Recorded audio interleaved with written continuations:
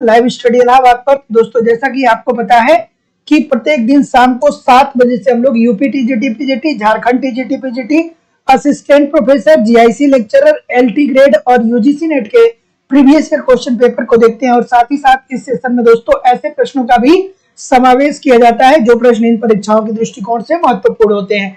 वही इकोनॉमिक्स की जो हमारी दूसरी क्लास होती है दोस्तों, वो लाइव स्टडी इलाहाबाद के मोबाइल एप्लीकेशन पे होती है। यहाँ पे हम लोग इकोनॉमिक्स के कंप्लीट कॉन्सेप्ट को पढ़ते हैं, अर्थात थियरी की क्लास होती है। जैसा कि आपको पता है, जब तक आपके कॉन्सेप्ट क्लियर नहीं होंगे, जब तक आपकी थियरी क्लियर नहीं होगी, तब तक आपको ऑब्जेक्टिव क्वेश्चन को सॉल्व करने में बहुत सारी कठिनाइयों का सामना करना पड़ता है। तो आपके इसी रिक्वायरमेंट को ध्यान में रखते हुए live study Allahabad mobile application पे सिंपल, सटीक और साधारण भाषा में इकोनॉमिक्स के ए टू जेड सारे कॉन्सेप्ट आपको पढ़ाए जा रहे हैं। साथ ही साथ आपको यहाँ पे कंप्लीट इकोनॉमिक्स का नोट्स भी दिया जा रहा है। आपको पता होगा कि इकोनॉमिक्स के साथ एक समस्या होती है कि या तो कंप्लीट नोट्स मिलते नहीं है या मिल भी जाते हैं तो इतने कॉम्प्लिकेटेड होते हैं कि समझ में नहीं आता है पढ़ना क्या है छोड़ना क्या है। तो सिंपल सटीक भाषा में आपको कंप्लीट नोट्स भी दिए जा रहे हैं। बहुत सारे टेस्ट सीरीज यहाँ पे प्रोवाइड किए जा रहे हैं जिसके माध्यम से आप टेस्ट देंगे, अपना इवेल्युएशन कर पाएंगे कि आपकी तैयारी कैसी चल रही है और आपके एग्जाम में किस प्रकार के प्रश्न पूछे जाते हैं। साथ ही साथ प्रीवियस ईयर के क्वेश्चन पेपर वीडियो और पीडीएफ दोनों फॉर्म में आपको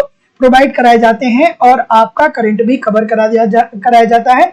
इट मींस की कंप्लीट हमारी जिम्मेदारी है कि आपको हर कंटेंट प्रोवाइड कराया जाए। यूपी टीजीटी पीजीटी का अलग बैच है, झारखंड टीजीटी पीजीटी का अलग बैच है। दोनों बैचेस में आपके सिलेबस के अनुसार सारी चीजें पढ़ाई जा रही हैं और सबसे बड़ी बात है दोस्तों की वैलिडिटी ऑफ कोर्स आपकी लाइफ टाइम है। इट मींस अगर जो आप एक बार एडमिशन लेते हैं तो हमारे साथ आप तब तक बने रहेंगे जब तक कि आपका सिलेक्शन नहीं हो जाता है, अर्थात आगामी exam, GIC lecturer, LT grade, assistant professor, हमेशा आप हमारे साथ बने रहेंगे। हर कंटेंट को प्रोवाइड कराना हमारी जिम्मेदारी होगी। एडमिशन ओपन है, एडमिशन की फीस केवल और केवल 2000 रुपए है दोस्तों। तो 2000 रुपए आपको इस नंबर पे पेमेंट करने होंगे 9415 863 873 पे।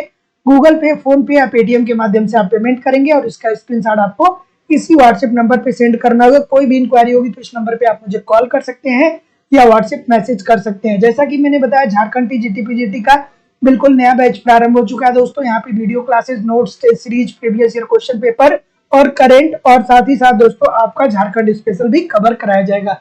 एडमिशन की फीस 2000 रुपए है। 2000 रुपए इस नंबर पे पेमेंट करके आप एडमिशन प्राप्त कर सकते हैं। साथ ही साथ अगर जो केवल आपको इकोनॉमिक्स का नोट्स चाहिए तो लाइफ टाइम की वैलिडिटी के साथ आपको इकोनॉमिक्स का संपूर्ण नोट्स भी उपलब्ध करा दिया जाएगा। टेस्ट सीरीज अगर जो आपको अलग से ज्वाइन करना है तो यहाँ पे 10 टेस्ट सीरीज तैयार कर दिए गए हैं। टेस्ट सीरीज दीजिए, देखिए आपकी तैयारी कैसी चल रही है और आपके एग्जाम में किस प्रकार के प्रश्न पूछे जाते हैं। प्रत्येक टेस्ट में 125 प्रश्न होंगे और साथ ही साथ आपको 1250 प्रश्नों की पीडीएफ भी दी जा रही है। लेकिन अगर जो आप कॉन्सेप्ट की क्लास ज्वाइन करते हैं तो आपको अलग से नोट्स परचेज करने की जरूरत नहीं पड़ेगी, अलग से आपको टेस्ट सीरीज या अलग से प्रीवियस ईयर क्वेश्चन पेपर को परचेज करने की जरूरत नहीं पड़ेगी। सारी चीजें मेरे द्वारा आपको वहां पे बैच में प्रोवाइड कराई जाएंगी। बिल्कुल ठीक है।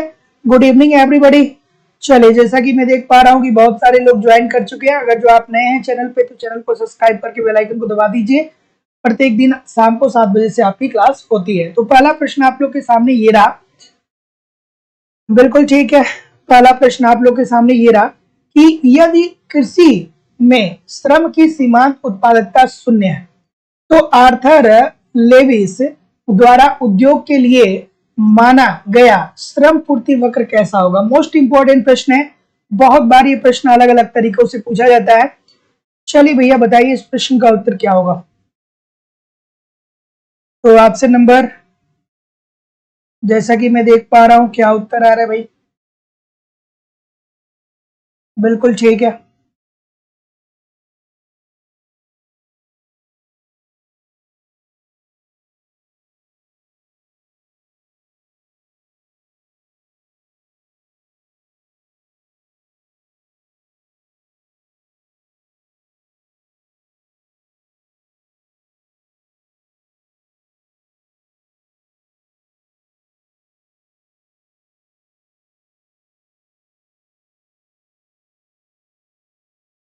नमस्कार दोस्तों, स्वागत है आप सभी लोग का आपके अपने YouTube channel live study Allahabad पर। तो दोस्तों जैसा कि आपको पता है कि प्रत्येक शाम को 7 बजे से हम लोग UP TGT PGT, Jharkhand TGT PGT, assistant professor, UGC net, GIC lecturer, LT grade और साथ ही साथ दोस्तों हम लोग साथ ही साथ इकोनॉमिक्स के अन्य परीक्षाओं के प्रीवियस ईयर क्वेश्चन पेपर को देखते हैं और इसके अतिरिक्त इस सेशन में हम लोग ऐसे प्रश्नों का भी समावेश करते हैं जो प्रश्न इन परीक्षाओं के दृष्टिकोण से महत्वपूर्ण है। साथ ही साथ इकोनॉमिक्स की जो हमारी दूसरी क्लास होती है दोस्तों, वो लाइव स्टडी इलाहाबाद के मोबाइल एप्लीकेशन पे होती है। यहाँ पे हम लोग इकोनॉमिक्स के कंप्लीट कॉन्सेप्ट को पढ़ते हैं, अर्थात थियरी की क्लास होती है। आपको पता होगा दोस्तों कि जब तक आपके कॉन्सेप्ट क्लियर नहीं है तब तक ऑब्जेक्टिव क्वेश्चन को सॉल्व करने में बहुत सारी कठिनाइयों का सामना करना पड़ता है। तो आपकी इसी रिक्वायरमेंट को ध्यान में रखते हुए लाइव स्टडी इलाहाबाद के मोबाइल एप्लीकेशन पे A to Z इकोनॉमिक्स के सारे कॉन्सेप्ट आपको पढ़ाए जा रहे हैं। साथ ही साथ दोस्तों आपको एक जो इकोनॉमिक्स की प्रमुख समस्या होती है, इकोनॉमिक्स के नोट्स नहीं मिलते हैं या मिल भी जाते हैं तो इतने कॉम्प्लिकेटेड होते हैं कि समझ में नहीं आता है पढ़ना क्या है छोड़ना क्या है। तो सिंपल सटीक साधारण भाषा में A to Z आपको इकोनॉमिक्स के नोट्स दिए जा रहे हैं। बहुत सारे टेस्ट सीरीज यहाँ पे आपको दिए जा रहे हैं जिसके माध्यम से आप टेस्ट दीजिए, अपना इवैल्यूएशन करिए कि आपकी तैयारी कैसी चल रही है और आपके एग्जाम में किस प्रकार के प्रश्न पूछे जाते हैं। इसके अतिरिक्त दोस्तों आपको प्रीवियस ईयर का क्वेश्चन पेपर भी प्रोवाइड किया जा रहा है और साथ ही साथ दोस्तों आपका करंट भी कवर कराया जा रहा है। तो यूपी टीजीटी पीजीटी का अलग बैच है, झारखंड टीजीटी पीजीटी का अलग बैच है दोस्तों। और सबसे बड़ी बात है कि वैलिडिटी ऑफ कोर्स आपकी लाइफ टाइम है। इट मींस अगर जो आप एक बार एडमिशन लेते हैं तो आप हमारे साथ तब तक बने रहेंगे जब तक कि आपका सिलेक्शन हो नहीं जाता है। एडमिशन ओपन है। एडमिशन की फीस केवल और केवल दोस्तों 2000 रुपए है। तो 2000 रुपए आपको इस नंबर पे पेमेंट करना पड़ेगा 9415 पे गूगल पे, फोन पे या पेटीएम के माध्यम से आप पेमेंट करेंगे और इसका स्क्रीनशॉट आपको इसी व्हाट्सएप नंबर पे सेंड करना होगा। दोस्तों जिन लोगों ने भी एडमिशन लिया है या एडमिशन लेने वाले हैं, ईमानदारी से सारी चीजों को फॉलो करते रहिए, यूट्यूब पे प्रैक्टिस करते रहिए, कहीं भी इधर उधर से कुछ आपको पढ़ने की बहुत ज्यादा जरूरत पड़ेगी नहीं, ठीक है। जैसा कि मैंने आपको बताया झारखंड टीजीटी पीजीटी का नया बैच बिल्कुल नया है। यहाँ पे आपको video classes, notes, test series, previous year question paper और झारखंड स्पेशल भी कवर कराए जाते हैं। जो एडमिशन फीस 2000 रुपए है, 2000 रुपए इस नंबर पे पेमेंट करके आप एडमिशन प्राप्त कर सकते हैं। केवल अगर जो आपको इकोनॉमिक्स का नोट्स चाहिए तो इकोनॉमिक्स का नोट्स भी लाइफ टाइम की वैलिडिटी के साथ आपको एप्लीकेशन पे प्रोवाइड करा दिया जाएगा। इसके अतिरिक्त अगर जो आपको केवल टेस्ट सीरीज ज्वाइन करना है तो यहाँ पे 10 टेस्ट सीरीज तैयार कर दिए गए हैं। टेस्ट दीजिए, अपना इवैल्यूएशन करिए कि आपकी तैयारी कैसी चल रही है और आपके एग्जाम में किस प्रकार के प्रश्न पूछे जाते हैं। 125 प्रश्न प्रत्येक टेस्ट में होंगे और साथ ही साथ 1250 प्रश्नों की पीडीएफ भी आपको मिलने वाली है। लेकिन अगर जो कॉन्सेप्ट की क्लास आप ज्वाइन करते हैं तो अलग से आपको ना ही टेस्ट सीरीज, ना ही प्रीवियस ईयर के क्वेश्चन पेपर, ना ही आपको नोट्स परचेज करने की जरूरत है। सारी चीजें आपको वहां पे प्रोवाइड कराई जाती हैं। बिल्कुल ठीक है। Good evening everybody. जैसा कि मैं देख पा रहा हूँ बहुत सारे लोग ज्वाइन कर चुके हैं। बिल्कुल ठीक है। तो पहला प्रश्न आप लोग के सामने ये रहा कि यदि कृषि में श्रम की सीमांत उत्पादकता 0 हो तो आर्थर लेविस द्वारा उद्योग के लिए माना गया श्रम पूर्ति वक्र कैसा होगा। चलिए भाई, बढ़िया प्रश्न है। बिल्कुल ठीक है। सुमन शर्मा जी, अरुदत्ती जी, दासमती जी, अनिल जी, मौसम कुमारी जी, रेणु जी, बिल्कुल ठीक है। Good evening everybody. चलिए अब हम लोग मूव करेंगे और जितने लोग भी अभी तक सेशन को लाइक नहीं किए हैं लाइक कर दीजिए और शेयर भी जरूर कर दीजिए और चैनल को सब्सक्राइब नहीं किए हैं तो चैनल को सब्सक्राइब करके बेल आइकन को दबा लीजिए। प्रत्येक दिन शाम को 7 बजे आपकी क्लास होती है, ठीक है। तो पहला प्रश्न आपके सामने ये रहा। तो जैसा कि मैं देख पा रहा हूँ कि कुछ लोग बी बोल रहे हैं, कुछ लोग ए बोल रहे हैं, सॉरी कुछ लोग डी भी बोल रहे हैं। तो भाई देखिए, छोटी सी बात है, बहुत बच्चों वाली बात है कि जब आर्थर लेविस को आप पढ़ेंगे ना, आर्थर लेविस को जब आप पढ़ेंगे तो क्या पढ़ेंगे। आर्थर लेविस साहब कहते हैं कि अर्थव्यवस्था में 2 क्षेत्र हैं। एक जो क्षेत्र है वो कृषि क्षेत्र है और दूसरा जो क्षेत्र है वो औद्योगिक क्षेत्र है, अर्थात उद्योग है।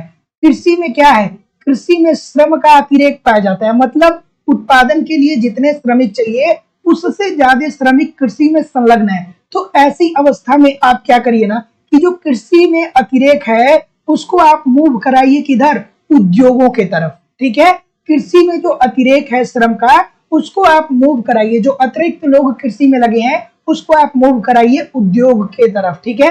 तो ऐसी स्थिति में लोगों को तब तक मूव कराते रहिए जब तक कि ये कृषि में अतिरेक समाप्त न हो जाए, और जैसे ही कृषि में अतिरेक समाप्त हो जाएगा वैसे आपकी अर्थव्यवस्था आर्थिक विकास की तरफ क्या हो जाएगी, अग्रसर हो जाएगी। तो भैया क्या हो रहा है यहाँ पे, यही तो कह रहे हैं ना कि यदि कृषि में श्रम की सीमांत उत्पादकता 0 है, मतलब 0 मतलब क्या कि कृषि में श्रम का अतिरेक है, तो आर्थर लेविस द्वारा उद्योग के लिए माना गया श्रम पूर्ति वक्र क्या होगा दोस्तों, लोचदार होगा, परिवर्तनशील होगा। क्यों नहीं होगा, क्योंकि भैया कृषि क्षेत्र से मूव कर रहे हैं लोग कहाँ पे, उद्योगों में, तो ये क्या हो गया, लोचदार हो गया ना। पूर्तिया लोचदार, जितने लोग भी बोल रहे हैं ऑप्शन नंबर डी बोल रहे हैं, सबका उत्तर यहाँ पे एब्सोल्युटली ठीक है। अगला प्रश्न, प्रदर्शन प्रभाव का अर्थ क्या होता है? अब जब प्रदर्शन प्रभाव को आप पढ़ते हैं तो वहां पे आपको ड्यूसेनबरी साहब याद आते हैं और आपको रेगनर नर्स साहब याद आते हैं। चलिए भाई बता दीजिए मुझे इस प्रश्न का उत्तर। बिल्कुल ठीक है, क्या उत्तर आ रहा है? तो जैसा कि मैं देख पा रहा हूं, बिल्कुल ठीक है, बिल्कुल ठीक है, बिल्कुल ठीक है। ऑप्शन नंबर, प्रदर्शन प्रभाव की बात हो रही है, क्या उत्तर होगा भाई? बिल्कुल ठीक है, ऑप्शन नंबर बी के तरफ बहुत सारे लोग जा रहे हैं भाई, बी के तरफ बहुत सारे लोग जा रहे हैं। तो देखिए, प्रदर्शन प्रभाव जब भी आपको आपके सामने आया तो आपको याद आ जाना चाहिए कि प्रदर्शन प्रभाव की बात कौन करता है? ड्यूसेनबरी साहब करते हैं, रेगनर नर्स करते हैं। ये लोग क्या कहते हैं? ये लोग ये कहते हैं कि एक जो व्यक्ति होता है वो अपने उपभोग को अन्य व्यक्तियों की तुलना करके सुधारता है। मतलब अपने से उच्च आय के जो लोग हैं उनको कॉपी करने का प्रयास करता है। व्यक्ति गरीब भी है लेकिन वो अमीर व्यक्ति को देख करके उनके लाइफ स्टाइल को फॉलो करने का प्रयास करता है। इट मीन्स कि मान लीजिए एक ऐसा व्यक्ति है जिसके पास कार नहीं है, तो वो उच्च लोगों को देखता है, जो लोग अमीर हैं उनको देखता है कि उनके पास कार है, तो वो भी चाहता है कि हमारे पास कार हो जाए। लेकिन दोनों के आय में अंतर है, ठीक है, एक की आय बहुत कम है, एक की आय बहुत ज्यादा है। तो ये क्या हो जाएगा? उपभोग का अनुकरण प्रभाव। ठीक है, तो ऑप्शन नंबर जितने लोग भी बी बोल रहे हैं सभी लोग का उत्तर यहाँ पे बिल्कुल ठीक हो जाएगा।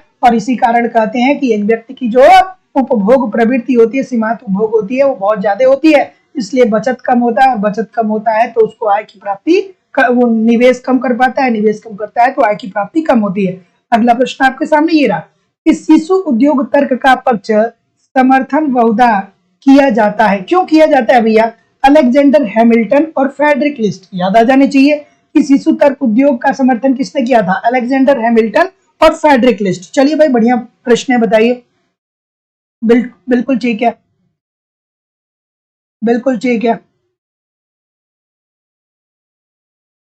अलेक्जेंडर हैमिल्टन और फ्रेडरिक लिस्ट। ठीक है, ये आपको दो शब्द याद आने चाहिए, दो अर्थशास्त्रियों के नाम। तो ऑप्शन नंबर क्या बोल रहे हैं भैया? सी बोल रहे हैं, बिल्कुल ठीक है। तो जितने लोग भी सी बोल रहे हैं एब्सोल्युटली ठीक है। संरक्षण के संदर्भ में छोटी सी बात है भाई, क्या कहते हैं? यही तो कहते हैं ना कि एक उद्योग में जब कोई नई फर्म एंट्री करती है तो उसको संरक्षण देना चाहिए। इसलिए देना चाहिए ताकि जो पुराने फर्म है उनसे ये कंपीट कर पाए। अगर जो आप संरक्षण नहीं देंगे तो ये पुराने फर्मों से कंपीट नहीं कर पाएंगे। अगला प्रश्न, चलिए इस प्रश्न का उत्तर करिए। पाटने का लक्ष्य होता है कि किसी बाहरी देश में, चलिए भैया पाटन की बात कर रहा है, पाटने का लक्ष्य होता है, चलिए बता दीजिए। थोड़ा आराम से करिएगा, प्रश्न जो है वो इजी है। जितने लोग भी लाइक और शेयर नहीं किए हैं सभी लोगों से निवेदन है कि एक बार वीडियो को लाइक और शेयर कर दीजिए। इतने सारे लोग क्लास देख रहे हैं फिर भी लाइक और शेयर की संख्या बहुत कम है, तो निवेदन है सभी लोगों से कि लाइक शेयर कर दीजिए। बिल्कुल ठीक है, बिल्कुल ठीक है, बिल्कुल ठीक है, बिल्कुल ठीक है, बिल्कुल ठीक है। बी की तरफ बहुत सारे लोग जा रहे हैं, बिल्कुल ठीक है। तो राशिपातन में क्या होता है भैया? राशिपातन में क्या होता है? पाटन मतलब क्या? ये राशिपातन की ही तो बात कर रहा है ना। तो ऑप्शन नंबर जैसा कि मैं देख पा रहा हूं बी बोल रहे हैं बहुत सारे लोग, कुछ लोग सी भी बोल रहे हैं, और कोई भैया? पाटने का लक्ष्य अर्थात राशिपातन का लक्ष्य क्या होता है कि किसी बाहरी देश में निम्न कीमतों वाली वस्तुओं की बाढ़ ला देना या समान कीमतों वाली वस्तुओं की बाढ़ ला देना। भैया निम्न होगा कि समान होगा? ऑप्शन नंबर बी होगा या ऑप्शन नंबर सी होगा? थोड़ा सा एक बार और ध्यान से देख लीजिए, है ना। ऑप्शन नंबर बी होगा या ऑप्शन नंबर सी होगा? डंपिंग में ऐसा नहीं होता है कि कीमतें नीचे ही होती हैं, समान कीमतें होती है ना भाई, है ना। तो ऑप्शन नंबर इसका सी होगा या ऑप्शन नंबर इसका बी होगा? बहुत सारे लोग गलत कर रहे हैं, बहुत सारे लोग गलत कर रहे हैं। चलिए बताइए, आराम से करिए एक बार फिर इस प्रश्न का उत्तर। बिल्कुल ठीक है, बिल्कुल ठीक है। ऑप्शन नंबर बी होगा या ऑप्शन नंबर सी होगा? कमेंट करके बताइए। सी वाले, ठीक है, बिल्कुल ठीक है। बी होगा या सी होगा? सी वाले कुछ लोग आ रहे हैं। समान कीमत वाली वस्तु होगी कि निम्न कीमत वाली वस्तु होगी? ऑप्शन नंबर जैसा कि मैं देख पा रहा हूं, क्या बता रहे हैं भैया? बिल्कुल ठीक है, बिल्कुल ठीक है, बिल्कुल ठीक है। तो भैया राशि पातन के अंतर्गत छोटी सी बात है, हम लोग बार बार इसी बात को तो पढ़ते हैं कि राशि पातन के अंतर्गत क्या होता है भैया, कि वस्तुओं का उत्पादन ज्यादा हो जाता है, उत्पादन ज्यादा होगा तो कीमतें नीचे आ जाएंगी। तो ऐसी स्थिति में हम क्या करते हैं कि विश्व बाजार में इसको बेचने का प्रयास करते हैं। मतलब मांग व पूर्ति क्या होती है, दोनों बराबर नहीं होती है। तो ऑप्शन नंबर जितने लोग भी बी बोल रहे हैं, सभी लोग का उत्तर यहाँ पे बिल्कुल ठीक हो जाएगा। अगला प्रश्न, इस प्रश्न का उत्तर करिए। चलिए, कि मुद्रा का अधिमूल्यन तब वांछनीय नहीं होता है जब, चलिए भाई बताइए। बिल्कुल ठीक है, क्या उत्तर होगा, है ना? कि मुद्रा का अधिमूल्यन तब वांछनीय होता है जब, चलिए भाई बता दीजिए इस प्रश्न का उत्तर, क्या उत्तर होगा? देखिए मेरा बस उद्देश्य ये है कि आप किसी भी तरीके से अपने माइंडसेट को बेहतर कर पाए, है ना? कुछ ऐसा माइंडसेट ना हो कि मैं कुछ कह दूं और आपका जो कॉन्सेप्ट है उससे कुछ चीजें और हो जाए, है ना? चलिए इस प्रश्न का उत्तर करिए। छोटी सी बात है, बच्चों वाली बात है, सबको पता होगा भैया। अवमूल्यन से प्रश्न है, सॉरी अधिमूल्यन से प्रश्न है, अवमूल्यन नहीं अधिमूल्यन, उल्टा होता है। बिल्कुल ठीक है। अधिमूल्यन में क्या होता है कि देश को निर्यात बढ़ाना होता है और आयात को क्या करना पड़ता है, कम करना होता है। तो ऐसी स्थिति में क्या वांछनीय नहीं होगा? तो किसी देश को अपने ऋण के भुगतान के लिए विदेशी मुद्रा की बड़ी राशियां प्राप्त करने के लिए एकाएक जरूरत पड़ती है। नहीं भैया, ये भुगतान की बात होती ही नहीं है यहाँ पे। तो जितने लोग भी बी बोल रहे हैं, सभी लोग का उत्तर यहाँ पे बिल्कुल ठीक हो जाएगा। ऑप्शन नंबर बी बिल्कुल ठीक हो जाएगा। ठीक है, देखिए बात ये सही है, ये डी वाला सही है। ये को पूछ रहा है कि वांछनीय नहीं है, नहीं की बात कर रहा है ना, इस बात को देखिए। अगला प्रश्न, कि मुद्रा की मांग का पोर्टफोलियो सिद्धांत यह मानकर चलता है कि एक व्यक्ति,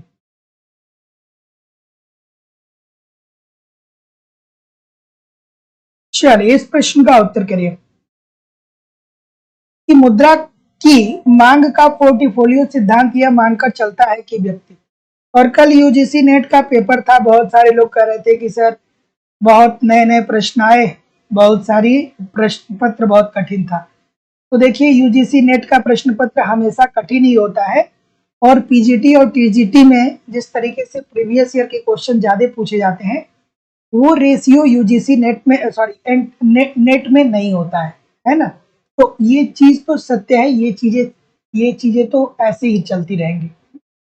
यूपी टीजीटी पीजीटी का अलग मैटर होता है और यूजीसी ने सॉरी नेट का अलग मैटर होता है। चलिए इस प्रश्न का उत्तर करिए। बिल्कुल ठीक है।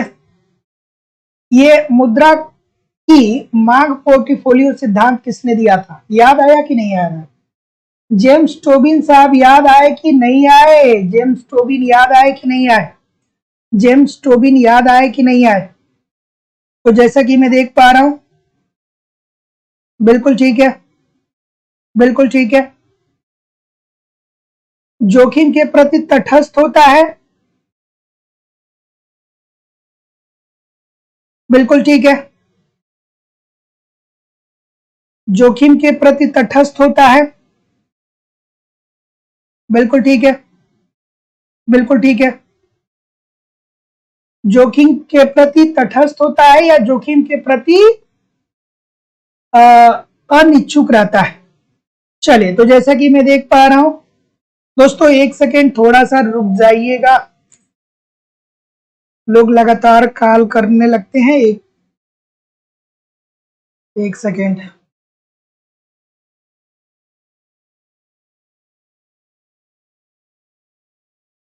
ठीक है, ठीक है, तो क्या उत्तर होगा भाई? बी होगा या डी होगा? इसका उत्तर चलिए मुझे कमेंट करके बताइए, बी होगा या डी होगा? इसका उत्तर बी होगा कि डी होगा? क्या उत्तर आ रहा है? बिल्कुल ठीक है, बिल्कुल ठीक है, बिल्कुल ठीक है, बिल्कुल ठीक है। तो जितने लोग भी यहाँ पे बी की बात बोल रहे हैं, सभी लोग का उत्तर बिल्कुल ठीक है कि मुद्रा की मांग का पोर्टफोलियो सिद्धांत यह मान के चलता है कि व्यक्ति जो है ये जोखिम के प्रति तटस्थ है। ठीक है, तो option number B according to the question जितने लोग भी बोल रहे हैं सभी लोग का उत्तर यहाँ पे बिल्कुल ठीक हो जाएगा। तो मांग के पोर्टफोलियो सिद्धांत किसने दिया था? जेम्स टोबिन ने दिया था। क्या कहा था उन्होंने? ये कहा था भैया कि एक जो व्यक्ति होता है वो जो भविष्य में जोखिमें होती हैं उससे बचने के लिए क्या करता है? बांड अपने पास रखता है। तो जितने लोग भी बी बोल रहे हैं सभी लोग का उत्तर बिल्कुल ठीक हो जाएगा। अगला प्रश्न, यदि ब्याज दर बढ़ेगी तो बांडधारी लोग क्या करेंगे? चलिए भाई बताइए। यदि ब्याज दर बढ़ेगी तो जो बांड धारक होंगे वो लोग क्या करेंगे भाई? बता दीजिए मुझे। बिल्कुल ठीक है, बिल्कुल ठीक है, ध्यान से देखिएगा। ब्याज दर बढ़ेगा तो बांड जो अपने पास रखा है उनको उनके ऊपर क्या असर पड़ेगा? ठीक है भैया, पढ़ा है। ब्याज की दर और बांड, इसमें क्या होता है? ब्याज दर और बॉन्ड, इसमें क्या होता है दोस्तों? विपरीत संबंध देखने को मिलता है। यही तो हम पढ़ते हैं ना कि ब्याज की दर और बॉन्ड में क्या होता है? विपरीत संबंध देखने को मिलता है। तो अगर जो भैया ब्याज की दर बढ़ रही है तो बांडधारी लोग क्या करेंगे? बांडों का पर पूंजीगत हानि उठाएंगे। छोटी सी बात है, ये तो आपने बहुत पढ़ा होगा कि भैया जो ब्याज दर होता है और जो बांड होता है इसमें विपरीत संबंध देखने को मिलता है। तो छोटी सी बात है भाई। ऑप्शन नंबर बी जितने लोग भी कर रहे हैं बिल्कुल ठीक बोल रहे हैं। अगला, इस प्रश्न का उत्तर करिए थोड़ा सा आराम से। चलिए ठीक है, और देखिए दोस्तों, डिमोटिवेट नहीं होना है, डिमोटिवेट नहीं होना है, परेशान नहीं होना है, एकदम लड़ते रहना है। तब तक लड़ते रहना है जब तक जिंदगी आपको सफलता दे ना दे, है ना। अगर जो आप निराश होकर के बैठ जाएंगे तो क्या मिल जाएगा? कुछ नहीं मिलने वाला है ना। चलिए इस प्रश्न का उत्तर करिए भाई कि प्रमुख रूप से चयनात्मक ऋण नियंत्रण का उद्देश्य क्या होता है? चलिए, असफलताएं हमें बहुत कुछ सिखाती है और जिंदगी में जो भी सफल हुआ है वो वो सैकड़ों असफलताओं का सामना किया है ना। सैकड़ों असफलताओं को का सामना करने के बाद वो कहीं सफलता पर बैठा है। चलिए इस प्रश्न का उत्तर करिए कि प्रमुख रूप से चयनात्मक ऋण नियंत्रण के उद्देश्य क्या होते हैं? तो जैसा कि मैं देख पा रहा हूं ऑप्शन नंबर क्या बोल रहे हैं? बिल्कुल ठीक है, बिल्कुल ठीक है, बिल्कुल ठीक है। सी बोल रहे हैं, बी बोल रहे हैं, बिल्कुल ठीक बोल रहे हैं भैया।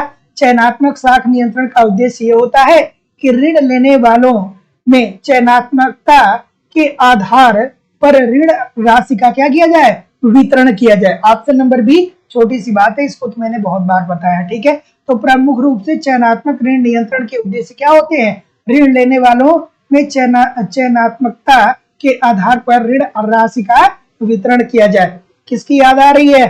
चयनात्मक नियंत्रण पढ़ रहे तो किसकी याद आ रही है? छोटा सा प्रश्न है, बच्चों वाला प्रश्न आ गया। अब फिलिप्स वक्र कौन नहीं जानता होगा? फिलिप्स वक्र तो सबको पता होगा। यहाँ पे रुकने की जरूरत है क्या? तैयारी यहाँ पे आपको रुकने की जरूरत है क्या? फिलिप्स वक्र को बताना है कि फिलिप्स वक्र वह अनुसूची है जो संबंध दिखाती है। तो फिलिप्स वक्र में क्या बताता है भैया? बता दीजिए मुझे, छोटी सी बात है। क्या उत्तर होगा? बिल्कुल ठीक है, बिल्कुल ठीक है, बिल्कुल ठीक है। सी बोलेंगे सभी लोग, सभी लोग सी बोलेंगे। बिल्कुल ठीक है, सी बोल रहे हैं, बिल्कुल ठीक बोल रहे हैं, बिल्कुल ठीक बोल रहे हैं। तो बेरोजगारी की दर और मुद्रा स्फीति के दर के संबंध को इन्होंने फिलिप्स बकर ने बताया। फिलिप्स साहब ने फिलिप्स बकर के माध्यम से बताया था कि बेरोजगारी की दर और मुद्रास्फीति, मतलब बेरोजगारी और मुद्रास्फीति में कैसा संबंध होता है, सीधा संबंध होता है या उल्टा संबंध होता है, आपको कमेंट करके बताना है मुझे, ठीक है। तो जितने लोग भी सी बोल रहे हैं सभी लोग का उत्तर बिल्कुल ठीक है। फिलिप्स बकर वह अनुसूची है जो संबंध दिखाती है बेरोजगारी की दर तथा मुद्रास्फीति की दर के बीच की। अगला प्रश्न, नरसिम्हन कमेटी 1 का संबंध किससे था? चलिए भैया, नरसिम्हन कमेटी फर्स्ट की बात हो रही है। सभी लोग एक बार वीडियो को लाइक और शेयर भी कर दिया करिए, इतने सारे लोग क्लास देख रहे हैं। निवेदन है सभी लोगों से कि एक बार वीडियो को लाइक और शेयर कर दिया करिए। चलिए भैया बताइए, विपरीत संबंध होता है, बिल्कुल ठीक है, बिल्कुल ठीक है, अच्छी बात, बढ़िया बात। नरसिम्हन कमेटी 1 का संबंध किससे है? क्या उत्तर हो जाएगा भैया? क्या उत्तर होगा? जैसा कि मैं देख पा रहा हूं, बिल्कुल ठीक है, बिल्कुल ठीक है, बिल्कुल ठीक है। ऑप्शन नंबर ये बोल रहे हैं सभी लोग, बैंकिंग क्षेत्र संबंधी सुधारों से। ये कैसे होगा? ये कैसे होगा? थोड़ा और कुछ बताइए, ये कैसे होगा? यही उत्तर होगा? चलिए, के अलावा कोई और है? ए के अलावा कोई और है? कमेंट करके बताइए। बिल्कुल ठीक है, बिल्कुल ठीक है, बिल्कुल ठीक है। तो देखिए दोस्तों, नरसिम्हन कमेटी का संबंध जो है वो बैंकिंग क्षेत्र संबंधी सुधारों से है। और ये दोस्तों का प्रकाश में आया 1991 में, उस टाइम प्रधानमंत्री हमारे मनमोहन सिंह जी थे, ठीक है। तो ऑप्शन नंबर क्या आ रहा है? जितने लोग भी ये बोल रहे हैं सभी लोग का, नहीं प्रधानमंत्री नहीं थे, शायद वित्त मंत्री थे, सॉरी प्रधानमंत्री नहीं थे, बहुत बड़ा मिस्टेक मैंने कर दिया, वो वित्त मंत्री उस टाइम थे, ठीक है। तो ऑप्शन नंबर जितने लोग भी ए बोल रहे हैं सभी लोग का उत्तर यहाँ पे बिल्कुल ठीक हो जाएगा। अगला प्रश्न, लीड बैंक योजना का प्रमुख उद्देश्य क्या है? लीड बैंक योजना का प्रमुख उद्देश्य क्या है? बिल्कुल ठीक है, बिल्कुल ठीक है। क्या उत्तर होगा भैया? लीड बैंक योजना, बिल्कुल ठीक है, बिल्कुल ठीक है, बिल्कुल ठीक है। चलिए, ऑप्शन नंबर क्या होगा भाई? बिल्कुल ठीक है। तो जैसा कि मैं देख पा रहा हूं बहुत सारे लोग ये बोल रहे हैं, ये होगा।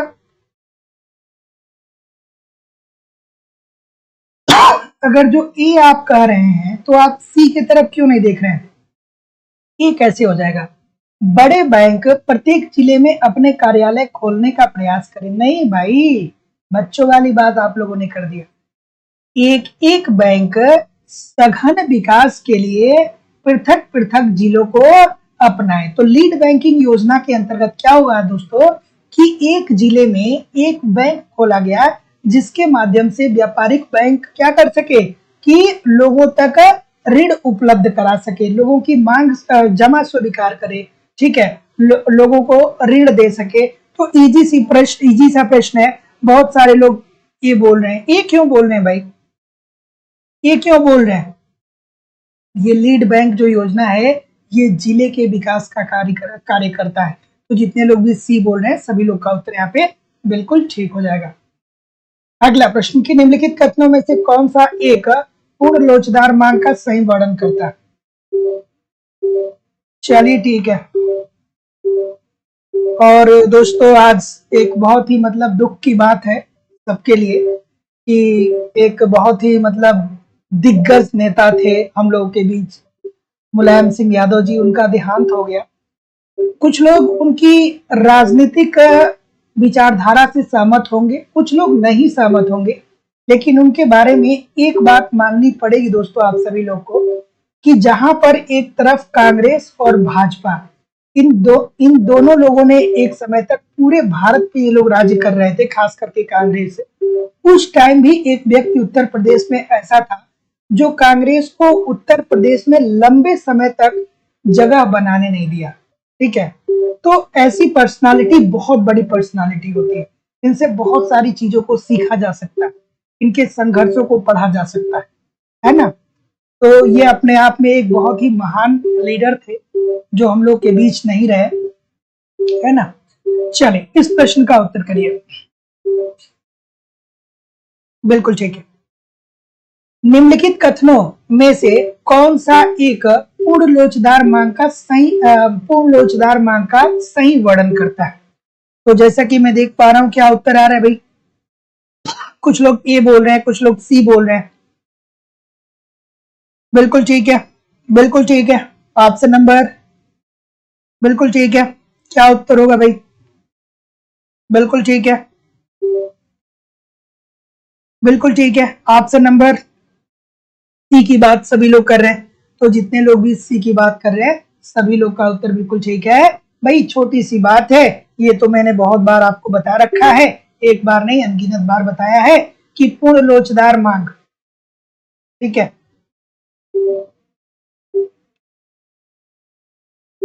निम्नलिखित कथनों में से कौन सा एक पूर्ण लोचदार मांग का सही वर्णन करता है? तो वस्तु की कोई मात्रा नियत कीमत पर खरीदी जाती है। मतलब अगर जो वस्तुओं की कीमतों में परिवर्तन हो रहा है तो उसकी मात्रा में भी क्या होगा? परिवर्तन होगा। देखिए यहाँ पे सारा खेल ये जो नियत कीमत दिया है ना, इसी का है, ठीक है। तो वस्तु की कोई भी मात्रा नियत कीमत पर खरीदी जा सकती है। मतलब अगर जो नियत कीमत में परिवर्तन होगा तो क्या होगा कि वस्तु की मात्रा में भी परिवर्तन होगा। तो जितने लोग भी ऑप्शन नंबर सी बोल रहे हैं, बिल्कुल ठीक बोल रहे हैं। अगला प्रश्न, बिल्कुल ठीक है, बिल्कुल ठीक है। चलिए ऑप्शन नंबर कि यदि वह मान ले, यह होना चाहिए, यदि यह मानकर चले कि किसी वस्तु का मांग वक्र अधोमुखी भ्रमण रेखा अधोमुखी भ्रमण सीधी रेखा है तो मांग की कीमत लोच कैसी होगी? चलिए इस प्रश्न का उत्तर करिए। बिल्कुल ठीक है, बिल्कुल ठीक है।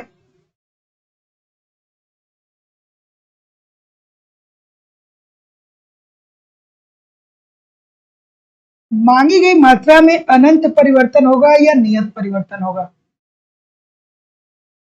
एक सेकेंड रुक जाइएगा।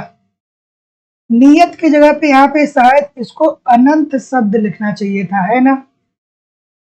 नियत नहीं, अनंत यहाँ पे लिखना चाहिए था इसको। बिल्कुल ठीक है।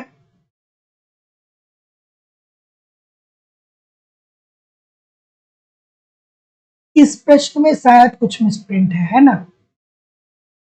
यहाँ नियत नहीं अनंत यहाँ पे होना चाहिए, कुछ मिसप्रिंट है। चलिए अगले सेशन में मैं इसको देखता हूँ, अगले सेशन में मैं करवाता हूँ इसको, है ना। अगले सेशन में मैं इसको करवाता हूँ।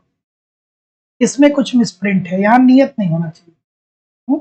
क्योंकि ये पूर्ण लोचदार की बात कर रहा है, ठीक है। ये किसकी बात कर रहा है? पूर्ण लोच के मांग में परिवर्तन के। ठीक है, मैं इसको देखता हूँ, इसको मैं देखता हूँ। कुछ इसमें मिसप्रिंट है क्वेश्चन में, कुछ ऐसा है। यहाँ पे अगर जो अनंत होता तब चीजें थोड़ी सी समझ में आती। ठीक है, चलिए मैं इसको देख के मतलब अगले सेशन में करवाता हूँ। अगला प्रश्न कि यदि यह मानकर चलें कि वस्तु का मांग वक्र अधोमुखी भ्रमण सीधी रेखा है तो मांग की लोच कैसी होगी? चलिए भाई बताइए। ऑप्शन नंबर क्या होगा भाई? बिल्कुल ठीक है, इजी सी बात है, बहुत बच्चों वाली बात है। बिल्कुल ठीक है। तो क्या होगा कि सीधी रेखा में है तो ऐसी स्थिति में मांग की कीमत लोच क्या होगी? कीमत गिरने के साथ साथ क्या होगा दोस्तों? घटता है, घटती चली जाती है। और मांग की लोच क्या होती है? कीमतों में परिवर्तन के कारण आपकी जो बस कीमतों में जब परिवर्तन होता है तो उसके मांग आपके मांग में भी परिवर्तन होता है। तो ऑप्शन नंबर बी जितने लोग भी कर रहे हैं, सभी लोग का उत्तर यहाँ पे बिल्कुल ठीक है। अगला प्रश्न कि परिसीमा कीमत निर्दिष्ट करता है। चलिए इस प्रश्न का उत्तर करिए। क्या उत्तर होगा? ठीक है,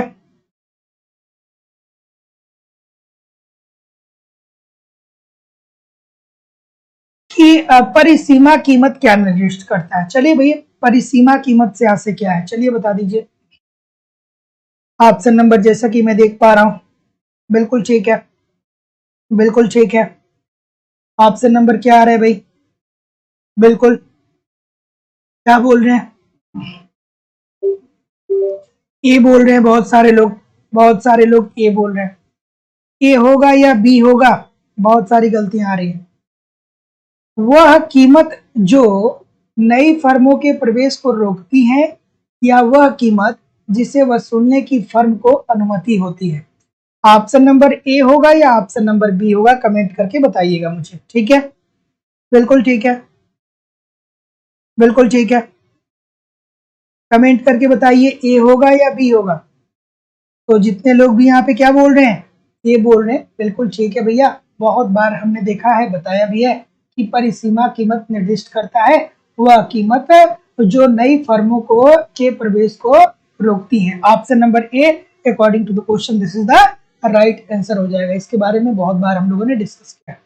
अगला प्रश्न, चलिए भाई, मार्शल साहब आ गए, मार्शल साहब आ गए। आभासी लगान की बात हो रही है। आभासी लगान की अवधारणा का अर्थ क्या है आपको बताना है। आभासी लगान की अवधारणा का अर्थ क्या है? थोड़ा सा एक बार वीडियो को लाइक और शेयर भी कर दिया करिए दोस्तों। इतने सारे लोग क्लास देख रहे हैं फिर भी लाइक और शेयर की संख्या बहुत कम है। देखिए, इतने सारे लोग क्लास देख रहे हैं फिर भी लाइक और शेयर की संख्या बहुत कम है। निवेदन है, क्लास आपके लिए ली जा रही है तो आप थोड़ा सा लाइक शेयर किया करिए। आभासी लगान की अवधारणा का अर्थ क्या है? बिल्कुल ठीक है, बिल्कुल ठीक है। आभासी लगान की अवधारणा किसने दिया था? मार्शल साहब ने। फार्मूला बताइए मुझे कमेंट करके, फार्मूला मुझे कमेंट करके बताइए कि आभासी लगान का फार्मूला क्या है। आभासी लगान का फार्मूला क्या है, कमेंट करके बताइएगा। कमेंट करके सभी लोग बताइएगा। तो जितने लोग भी क्या कर रहे हैं, जितने लोग भी बोल रहे हैं कि उत्पादन के किसी कारक का प्रतिफल जिसकी पूर्ति अल्पकाल में निश्चित होती है। तो भैया, अगर जो आप अल्पकाल की बात अगर जो यहाँ पे पढ़ लिए ना, तो आपको सीधी बातें समझ में आ जानी चाहिए, ठीक है? आभासी लगान का फार्मूला कमेंट करके बता दीजिएगा। उत्पादन के किसी कारक का प्रतिफल जिसकी पूर्ति क्या होती है? अल्पकाल में निश्चित होती है। तो टी आर माइनस टीबीसी, जितने लोग भी बोल रहे हैं एब्सोल्युटली आप ठीक बोल रहे हैं। अगला प्रश्न, फ्रैंक नाइट के अनुसार लाभ कब मिलता है? चलिए भैया, जब लाभ का आप सिद्धांत पढ़ते हैं तो वहां पे आप नाइट साहब को पढ़ते हैं। तो चलिए बता दीजिए कि फ्रैंक नाइट के अनुसार एक पूंजीपति होगा या एक जो उद्यमी होगा वो लाभ कब कमाएगा? चलिए, बढ़िया सा प्रश्न है, आराम से करिए इस प्रश्न का उत्तर। बिल्कुल ठीक है, बिल्कुल ठीक है, बिल्कुल ठीक है। ऑप्शन नंबर क्या होगा? नाइट साहब क्या कहते हैं? नाइट साहब क्या कहते हैं? अरे भाई, छोटी सी बात, नाइट साहब कहते हैं कि एक जो उद्यमी है ना, एक जो उद्यमी है, जब वो पैसा इन्वेस्ट करने जाता है, अर्थात जब वो निवेश करने जाता है ना, तो भविष्य में वो देखता है कि उसको लाभ भी हो सकता है और हानि भी हो सकता है। मतलब लाभ और हानि की अनिश्चितता होती है, लेकिन हानि की संभावना होने के बाद भी वो निवेश करे तो उसी के प्रतिफल के रूप में उसको क्या मिलेगा? लाभ मिलेगा। तो अनिश्चितता वहन करने का पुरस्कार होता है, ठीक है? तो ऑप्शन नंबर जितने लोग भी बी बोल रहे हैं सभी लोग का उत्तर यहाँ पे बिल्कुल ठीक हो जाएगा। आप मुझे कमेंट करके बताइए कि शौकिल साहब क्या बोलते हैं कि लाभ क्यों प्राप्त होता है, ठीक है? अगला प्रश्न, ये प्रश्न तो सबको पता होगा भाई, रुकने की जरूरत है क्या? यहाँ पे डाल्टन साहब की बात आ गई। सकल सामाजिक लाभ अधिकतम हो जाता है जब करारोपण और व्यय को उस बिंदु तक ले जाया जाता है। तो सामाजिक लाभ अधिकतम कब होता है? डाल्टन साहब ने क्या बताया था? चलिए, इस प्रश्न का उत्तर बताइए भाई। बिल्कुल ठीक है, डाल्टन साहब की बात हो रही है तो आपको पता ही होगा। इजी सी बात है, इजी सी बात है, पता है कि नहीं है? इजी सी बात है, सबको पता होनी चाहिए। क्या कहा था कि समान सीमांत त्याग बराबर होना चाहिए, समान सीमांत लाभ के, है ना। मतलब एक तरफ जितने टैक्स पेयर हैं वो जब टैक्स को क्या करते हैं, जब टैक्स देते हैं तो उनसे जितनी उनको हानि मिलती है उतना ही लाभ समाज को होना चाहिए, जो लोग इस टैक्स के द्वारा बेनिफिट हो रहे हैं। ठीक है, तो जितने लोग भी ऑप्शन नंबर क्या बोल रहे हैं, सी बोल रहे हैं, सभी लोग का उत्तर यहाँ पे बिल्कुल ठीक हो जाएगा कि सीमांत सामाजिक कुर्बानी जो होती है वो सीमांत सामाजिक लाभ के बराबर होती है। तो एक तरफ जितना टैक्स पेयर पैसा देता है तो उसको हानि होती है, उस पैसे का उतना ही लाभ उनको पहुंचना चाहिए जिनको सरकार कल्याणकारी योजनाएं उपलब्ध कराती है। अगला प्रश्न आपके सामने ये रहा कि अवमूल्यन भुगतान घाटा के संतुलन में सुधार करेगा यदि अवमूल्यन करने वाले देश के निर्यात और आयात के लोचों का योग होगा। मोस्ट इंपॉर्टेंट प्रश्न है, इस बार ये प्रश्न पूछने की प्रबल संभावना है। और दोस्तों लाइव स्टडी इलाहाबाद के मोबाइल एप्लीकेशन पे आपकी इकोनॉमिक्स की दूसरी क्लास चल रही है। यहाँ पे A to Z इकोनॉमिक्स के सारे कॉन्सेप्ट को हम लोग पढ़ रहे हैं, कॉन्सेप्ट आपके क्लियर रहेंगे, फिर ऑब्जेक्टिव क्वेश्चन को सॉल्व करने में आपको उतनी सारी कठिनाइयों का सामना नहीं करना होगा। दोस्तों A to Z इकोनॉमिक्स के सारे नोट्स भी आपको दिए जा रहे हैं, प्रीवियस ईयर के क्वेश्चन पेपर भी आपको प्रोवाइड किए जा रहे हैं, बहुत सारे टेस्ट सीरीज हैं, टेस्ट सीरीज दीजिए, अटेम्प्ट करिए, देखिए आपकी तैयारी कैसी चल रही है। करंट भी आपका कवर करा दिया जाएगा, मतलब ये मेरी जिम्मेदारी है कि सब कुछ आपको कवर कराया जाए, बस ईमानदारी से आप एप्लीकेशन पे पढ़ते रहिए, यूट्यूब पे प्रैक्टिस करते रहिए। यूपी टीजीटी पीजीटी का अलग बैच है, झारखंड टीजीटी पीजीटी का अलग बैच है। एडमिशन की फीस 2000 रुपए है, 2000 रुपए आपको इस नंबर पे पेमेंट करना होगा, गूगल पे, फोन पे या पेटीएम के माध्यम से, और इसका स्क्रीनशॉट आपको इसी व्हाट्सएप नंबर पे सेंड करना पड़ेगा। ठीक है, कोई भी इंक्वायरी होगी तो इस नंबर पे आप कॉल कर सकते हैं और या व्हाट्सएप मैसेज कर सकते हैं। ठीक है, याद आया कि नहीं आया। अवमूल्यन भुगतान घाटा के संतुलन में सुधार करेगा यदि अवमूल्यन करने वाले देश के निर्यात और आयात की लोच का योग क्या होगा, 1 से अधिक होगा। ठीक है, एक EX प्लस EM जब ग्रेटर देन 1 के होता है, EX प्लस EM जब इज इक्वल टू 1 के होता है, और EX प्लस EM जब लेस देन होता है किसके, 1 के। ये 3 कंडीशन बनता है। अगला चलिए भाई, इस प्रश्न में थोड़ा सा जोड़ लगाना पड़ेगा, है ना, थोड़ा सा दम लगाना पड़ेगा, मेमोरी को थोड़ा सा मतलब याद करना पड़ेगा। चलिए, बढ़िया सा प्रश्न है, कई बार पूछा गया है कि सबसे पहले वाले से प्रारंभ करते हुए निम्नलिखित लेखकों को कल्याण अर्थशास्त्र में उसके योगदान के कालक्रमानुसार सुव्यवस्थित करिए। चलिए भैया, जो लोग एप्लीकेशन पे कॉन्सेप्ट पढ़े होंगे ना, एक क्रम से इन सारे लोगों को मैंने पढ़ाया है। चलिए तो बता दीजिए आप मुझे। बिल्कुल ठीक है, कल्याणकारी अर्थशास्त्र जहाँ पे हम लोग नहीं पढ़ते हैं, पेरेटो साहब की बात करते हैं, पेरेटो साहब कहते हैं कि एक को हानि पहुंचाए बिना दूसरे को लाभ पहुंचाया नहीं जा सकता है। उसके बाद स्लस्टकी और हिक्स साहब आते हैं, फिर कहते हैं कि नहीं भैया, हम पहले को हानि भी नहीं पहुंचाएंगे लेकिन दूसरे को हम लाभ पहुंचा देंगे। ठीक है, तो क्या उत्तर आ रहा है भाई, तो देखिए सबसे पहले कल्याणकारी अर्थशास्त्र की बात करते हैं जे वेंथम साहब। ये कब करते हैं दोस्तों, 1832 को करते हैं। उसके बाद दोस्तों मार्शल साहब आते हैं, मार्शल साहब 42 में आते हैं, 1842 में आते हैं। उसके बाद दोस्तों पेरेटो आते हैं, ये 1848 में आते हैं, 1848 में आते हैं। और सबसे लास्ट में दोस्तों हिक्स आते हैं। ठीक है, ये 1848 में सबसे लास्ट में हिक्स आते हैं। तो क्या उत्तर आ रहा है, 1 2 3, 1 2 3 लगातार कहाँ पे है, नहीं 1 सेकेंड, 1 के बाद 42 के बाद आपका 3 आना चाहिए, 1 के बाद 3 आना चाहिए, अर्थात ऑप्शन नंबर बी बिल्कुल ठीक है। तो जितने लोग भी बी बोल रहे हैं सभी लोग का उत्तर यहाँ पे बिल्कुल ठीक हो जाएगा। अगला प्रश्न, सबसे पहले वाले से प्रारंभ करते हुए निम्नलिखित को संतुलन के सामान्य सिद्धांत। चलिए ये प्रश्न नहीं हो पाएगा, है ना। अगला प्रश्न, ठीक है, इस प्रश्न में एरर है। चलिए हाँ, ये प्रश्न करिए, क्योंकि वहां पे ऑप्शन मेंशन नहीं था तो आप क्रम में कैसे करें। चलिए भैया, इस प्रश्न का उत्तर करिए। उपभोक्ता व्यवहार सिद्धांत से प्रश्न बन रहा है कि उपभोक्ता व्यवहार के सिद्धांत के संदर्भ में सबसे पहले वाले से प्रारंभ कर निम्नलिखित को कालक्रम अनुसार में आपको क्या करना है, व्यवस्थित करना है। ये प्रश्न बहुत अच्छा है, ये प्रश्न बहुत अच्छा है और यहां से एक प्रश्न आपके पेपर में पूछे जा सकते हैं, है ना। यहां से एक प्रश्न आपके पेपर में पूछे जा सकते हैं, जरूरी आवश्यक रूप से पूछे जा सकते हैं। क्या उत्तर आ रहा है? जैसा कि मैं देख पा रहा हूं, बिल्कुल ठीक है, बिल्कुल ठीक है, बिल्कुल ठीक है, बिल्कुल ठीक है। कुछ लोग क्या बोल रहे हैं? उपभोक्ता व्यवहार सिद्धांत किसने दिया था? मार्शल ने जो प्रतिपादित किया था, ये कब किया था? ये 1890 में प्रतिपादित किया था। प्रिंसिपल ऑफ इकोनॉमिक्स, याद आ रहा है कि नहीं? इनकी एक पुस्तक थी प्रिंसिपल ऑफ इकोनॉमिक्स, और उसी में मार्शल साहब ने उपभोक्ता व्यवहार के सिद्धांत को बताया था। ठीक है, तटस्थता वक्र विश्लेषण की बात करें दोस्तों, तो आपको कौन याद आने चाहिए? हिग्स याद आ जाने चाहिए। कौन याद आ जाने चाहिए? हिग्स साहब आपको याद आ जाने चाहिए। ठीक है, ये कब प्रकाश में आया?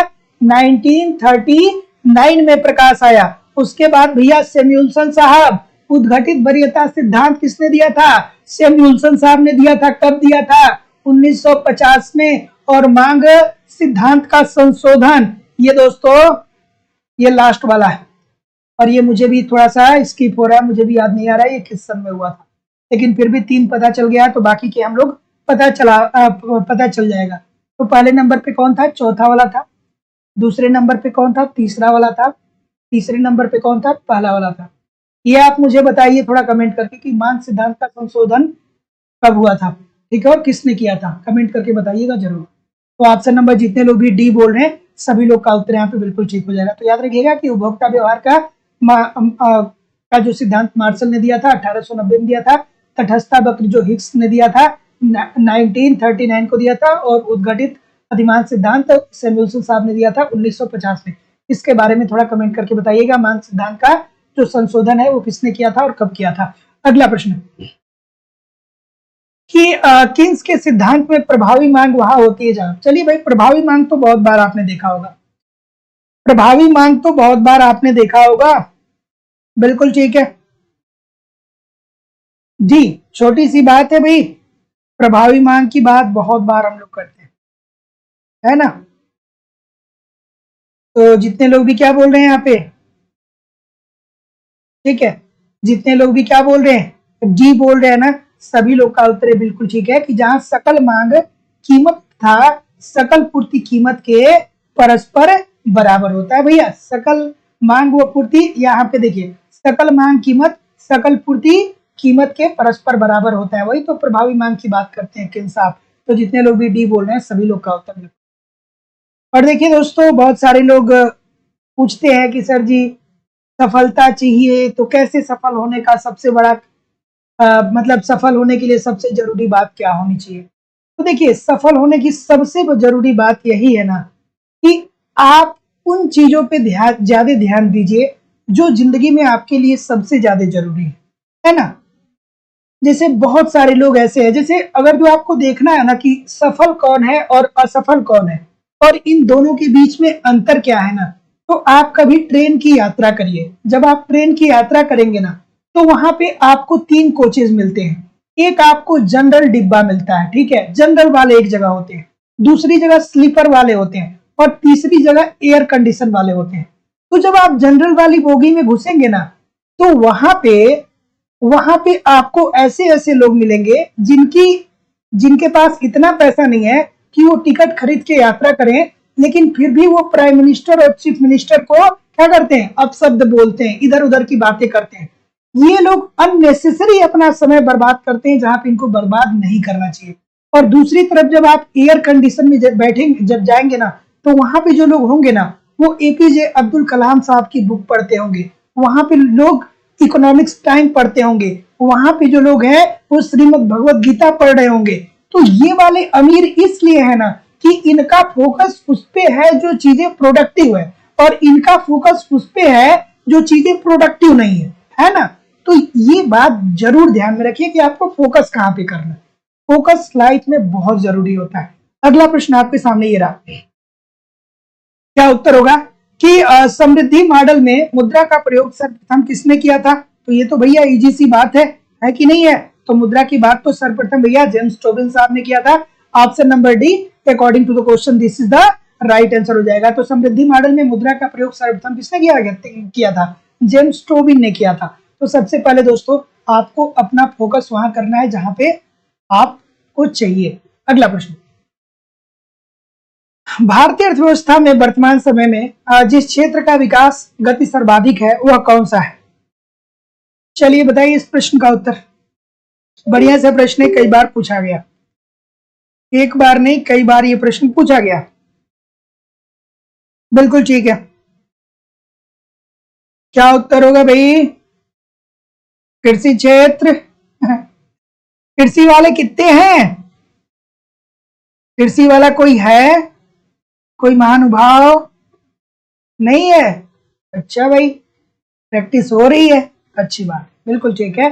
देखिए हमारी अर्थव्यवस्था में वर्तमान समय में हमारे राष्ट्रीय आय में सेवा क्षेत्र का योगदान बढ़ता जा रहा है, औद्योगिक क्षेत्र का योगदान बढ़ता जा रहा है और कृषि क्षेत्र का योगदान कम होता जा रहा है।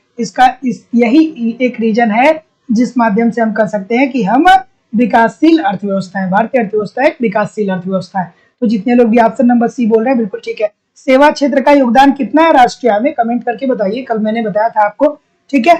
और चलिए थोड़ा सा एक बार लाइक और शेयर भी जरूर कर दीजिए, निवेदन है। इतने सारे लोग क्लास देख रहे हैं फिर भी लाइक और शेयर की संख्या इतनी कम क्यों है भाई? जितने लोग भी चैनल पे नए हैं चैनल को सब्सक्राइब करके बेल आइकन को दबा लीजिए, तो शाम को 7 बजे आपकी क्लास होती है। चलिए बिल्कुल ठीक है।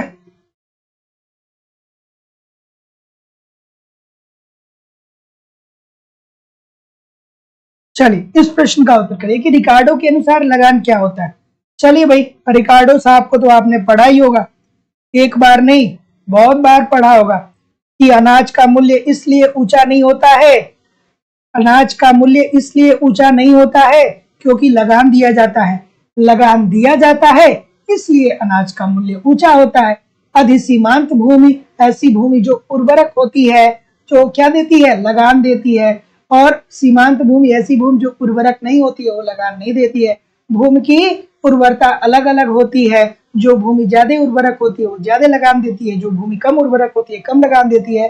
अर्थव्यवस्था एक समय स्थिर अवस्था में पहुंच जाएगी, ठीक है, अर्थात अर्थव्यवस्था का कोई विकास नहीं होगा। क्यों नहीं होगा? क्योंकि भूमि का एकमात्र प्रयोग उत्पादन के लिए किया जाता है। और रिकार्डो साहब कहते हैं एक समय ऐसा आएगा जब जनसंख्या इतनी ज्यादा बढ़ जाएगी कि आपको भूमि करने योग्य कृषि करने योग्य भूमि बचेगा ही। सारी चीजें दिमाग में आ रही हैं कि नहीं आ रही हैं? सारी चीजें दिमाग में आ रही हैं कि नहीं आ रही हैं? सारी चीजें दिमाग में आ रही हैं कि नहीं आ रही हैं? नहीं आ रहे हैं तो अच्छी बात नहीं है, सारी चीजें आपके दिमाग में आनी चाहिए। तो रिकार्डो के अनुसार लगान क्या होता है? आधिक्य, न कि ये क्या होता है दोस्तों? लागत होता है। तो ऑप्शन नंबर क्या हो जाएगा? ये this is the right answer हो जाएगा। भारत में वित्त आयोग का गठन कौन करता है? चलिए भैया आ गया 280 का क, वित्त आयोग का गठन कौन करता है भाई? ठीक है, वित्त आयोग का गठन भारतीय संविधान के किस अनुच्छेद में है? 280 के क में है। चलिए बताइए इस प्रश्न का उत्तर। बिल्कुल ठीक है, ऑप्शन नंबर, बिल्कुल ठीक है, बिल्कुल ठीक है, ऑप्शन नंबर। जितने लोग भी क्या बोल रहे हैं? राष्ट्रपति बोल रहे हैं, बिल्कुल ठीक है। वित्त आयोग का गठन राष्ट्रपति के द्वारा प्रत्येक 5 वर्ष में किया जाता है एक बार, और ये भारतीय संविधान के 280 के अंतर्गत आता है। तो जितने लोग भी ए बोल रहे हैं बिल्कुल ठीक बोल रहे हैं। अगला, भारतीय स्टेट बैंक प्रादुर्भाव निम्नलिखित में से किस कमेटी की सिफारिश के कारण हुआ था? चलिए भारतीय स्टेट बैंक की बात कर रहे हैं भाई, एक बार लाइक और शेयर जरूर कर दिया करिए, निवेदन है सभी लोगों को। कितने बजे नोबेल प्राइज मिला? हाँ, नोबेल प्राइज के बारे में मैं नोबेल प्राइज को लेकर के एक क्लास में आपका लूंगा, ठीक है, वहां से प्रश्न पूछा जा सकता है। चलिए, भारतीय स्टेट बैंक प्रादुर्भाव निम्नलिखित में से किस कमेटी की सिफारिश के कारण हुआ? तो इजी सा प्रश्न है भाई, क्या उत्तर आ रहा है? ऑप्शन नंबर ए के तरफ बहुत सारे लोग जा रहे हैं, और कोई? ए के अलावा कुछ लोग डी भी बता रहे हैं। ये प्रश्न तो गलत नहीं होना चाहिए ना, ये होना चाहिए ये प्रश्न गलत। ये प्रश्न तो गलत होना नहीं चाहिए, तो फिर गलत क्यों कर रहे हैं? क्यों कर रहे हैं? ग्रामीण बैंकिंग जांच कमेटी। ऑप्शन नंबर जितने लोग भी ए बोल रहे हैं ना दोस्तों, सभी लोग का उत्तर यहाँ पे बिल्कुल ठीक है। ए ही बोल रहे हैं ना, तो जितने लोग भी ए बोल रहे हैं सभी लोग का उत्तर यहाँ पे बिल्कुल ठीक हो जाएगा। और ये किस समिति से संबंधित है? गोरेवाला समिति से संबंधित है। तो देखिए यहाँ पे आपको कमेटी पूछ रहा है ना, तो भारतीय स्टेट बैंक प्रादुर्भाव निम्नलिखित में से किस कमेटी की सिफारिश के कारण हुआ था? तो ग्रामीण बैंकिंग जांच कमेटी। तो ऑप्शन नंबर क्या आ रहा है? यही आ रहा है ना सभी लोग का। तो जितने लोग भी ए बोल रहे हैं सभी लोग का उत्तर यहाँ पे बिल्कुल ठीक है। इसे दोस्तों, इसे गोरेवाला समिति के नाम से भी जानते हैं। ठीक है, ध्यान रखिएगा, ये भी प्रश्न पूछा जाता है। गोरेवाला समिति है ना। तो भारतीय स्टेट बैंक का प्रादुर्भाव कब हुआ था दोस्तों? 1951 में। ग्रामीण बैंक जांच कमेटी, जिसे हम गोरेवाला समिति के नाम से भी जानते हैं। तो ये जितने लोग भी बोल रहे हैं सभी लोग का उत्तर यहाँ पे बिल्कुल ठीक हो जाएगा। अगला प्रश्न, बेरोजगारी की दर और मुद्रास्फीति के दर के बीच अल्पकाल में अनुभव सिद्ध संबंध को औपचारिक रूप किसने दिया था? चलिए भाई बता दीजिए मुझे, इजी सी बात है। चलिए बिल्कुल ठीक है, बिल्कुल ठीक है। तो दोस्तों बहुत जल्द ही हम लोग, कुछ ही महीनों में शायद हम लोग 10,000 के करीब पहुंचने वाले हैं। तो थोड़ा आप लोग सहयोग करिए, वीडियो को शेयर किया करिए, निवेदन है सभी लोगों से। और जो भी आज थोड़ा बहुत, मतलब जितने लोग भी हम लोग जुड़े हैं, इसमें जितना मेरा एफर्ट है उतना ही आप लोग का भी सहयोग है। जो लोग भी हमारे साथ जुड़े हैं, लगातार क्लासेस को शेयर करते रहते हैं, तो ये केवल मेरा एफर्ट नहीं है, आप सभी लोगों का इसमें भरपूर योगदान रहा है। चलिए इस प्रश्न का उत्तर करिए। इसके बारे में जब 10,000 सब्सक्राइबर कंप्लीट हो जाएंगे तो फिर मैं आप लोगों से बात करूंगा, है ना। चलिए इस प्रश्न का उत्तर करिए। ऑप्शन नंबर ए की तरफ बहुत सारे लोग जा रहे हैं। ठीक है, तो फिलिप्स वक्र की बात बोल रहे हैं, तो बिल्कुल ठीक है।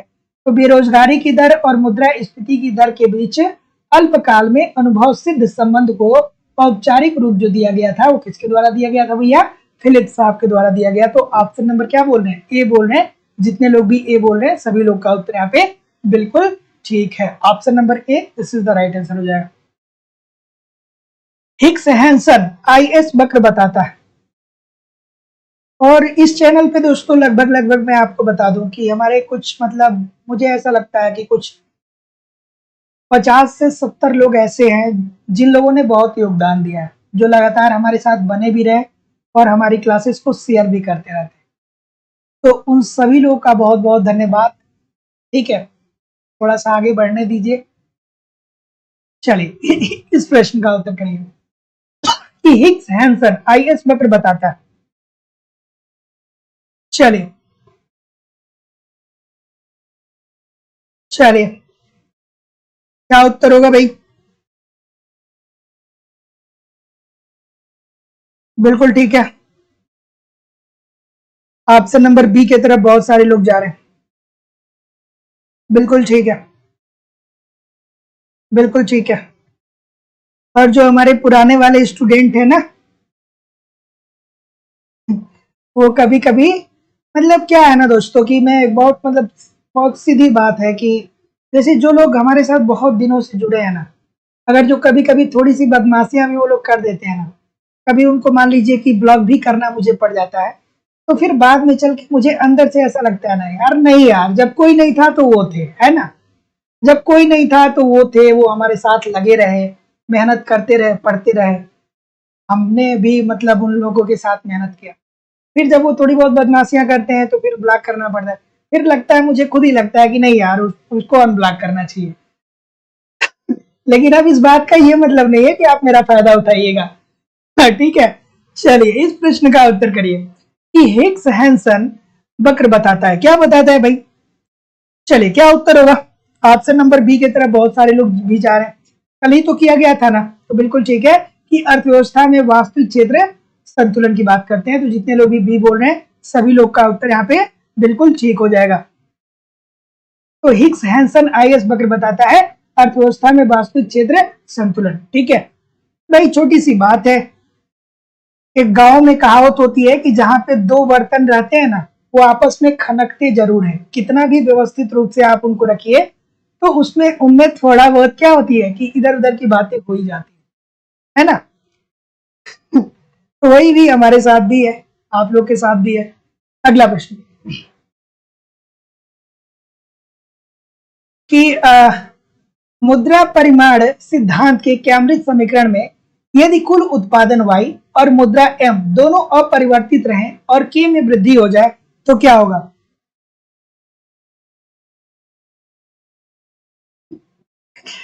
चलिए इस प्रश्न का उत्तर करिए।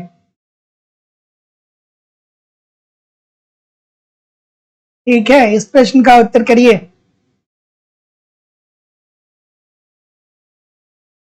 चलिए क्या उत्तर होगा भाई? ऑप्शन नंबर ए की तरफ बहुत सारे लोग जा रहे हैं, ए की तरफ बहुत सारे लोग जा रहे हैं। बिल्कुल ठीक है, तो जितने लोग भी ये बोल रहे हैं भाई, एक बार नहीं अनेकों बार हम लोगों ने पढ़ा है कि मुद्रा परिमाण सिद्धांत के कैम्ब्रिज समीकरण में यदि कुल उत्पादन y और मुद्रा m दोनों अपरिवर्तित रहता है तो k में वृद्धि हो जाने से निरपेक्ष मूल्य स्तर क्या हो जाएगा? गिर जाएगा। Option number A according to the question this is the right answer हो जाएगा। ऐसे प्रश्नों के लिए देखिए दोस्तों, कंप्लीट आपको कॉन्सेप्ट पढ़ना पड़ेगा। अगर जो कॉन्सेप्ट नहीं पढ़ेंगे तो एक दो लाइन में इन सारी चीजों को नहीं बताया जा सकता है। ठीक है, ठीक है।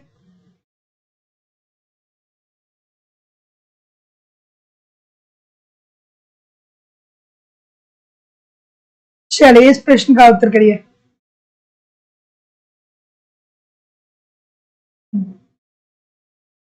चलिए इस प्रश्न का उत्तर करिए। क्या उत्तर आ रहा है भाई?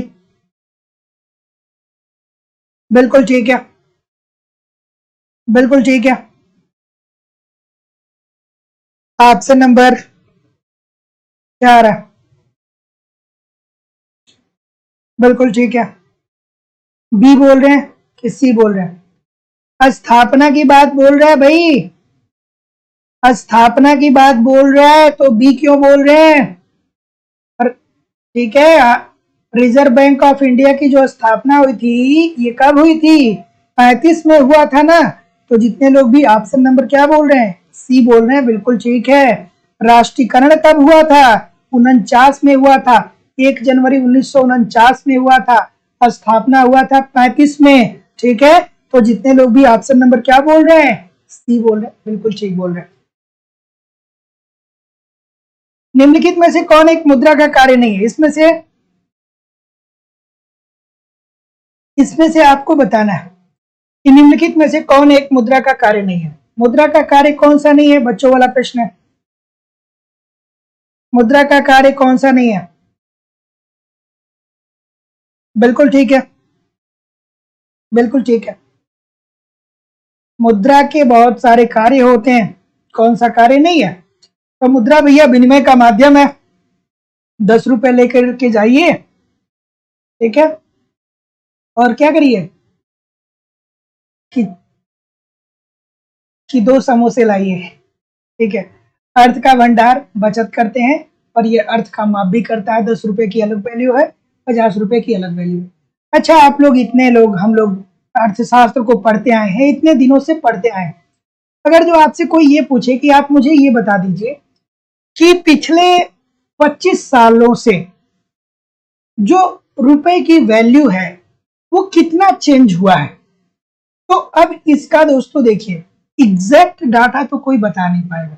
कोई ये कहे कि पिछले 25 साल से रुपए की वैल्यू कितनी चेंज हुई है, तो मोटा मोटी आप इसका कैलकुलेशन कैसे लगा सकते हैं? अगर जो आपसे कोई कहे कि आप अनुमान के आधार पे बताइए कि मुद्रा की वैल्यू पिछले 25 सालों में, अगर जो आज की बात किया जाए और पिछले 25 साल की बात किया जाए, तो मुद्रा की वैल्यू में कितना चेंजिंग आया है, मोटा मोटी तौर पे बताइए। कोई आंकड़ा नहीं बताना है, गवर्नमेंट की कोई आंकड़ा नहीं बताना, तो आप अपनी समझ से क्या बताएंगे, है ना?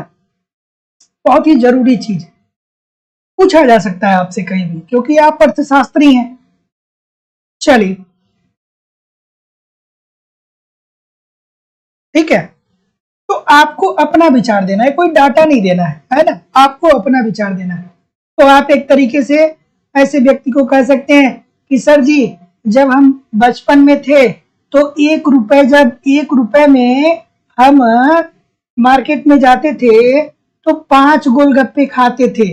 और अब हम क्या करते हैं कि मार्केट में जाते हैं तो 10 रुपए में 5 गोलगप्पे खाते हैं। इसका मतलब क्या था कि आज से 25 साल पहले जो 1 रुपया है वो आज के 10 रुपए के बराबर है।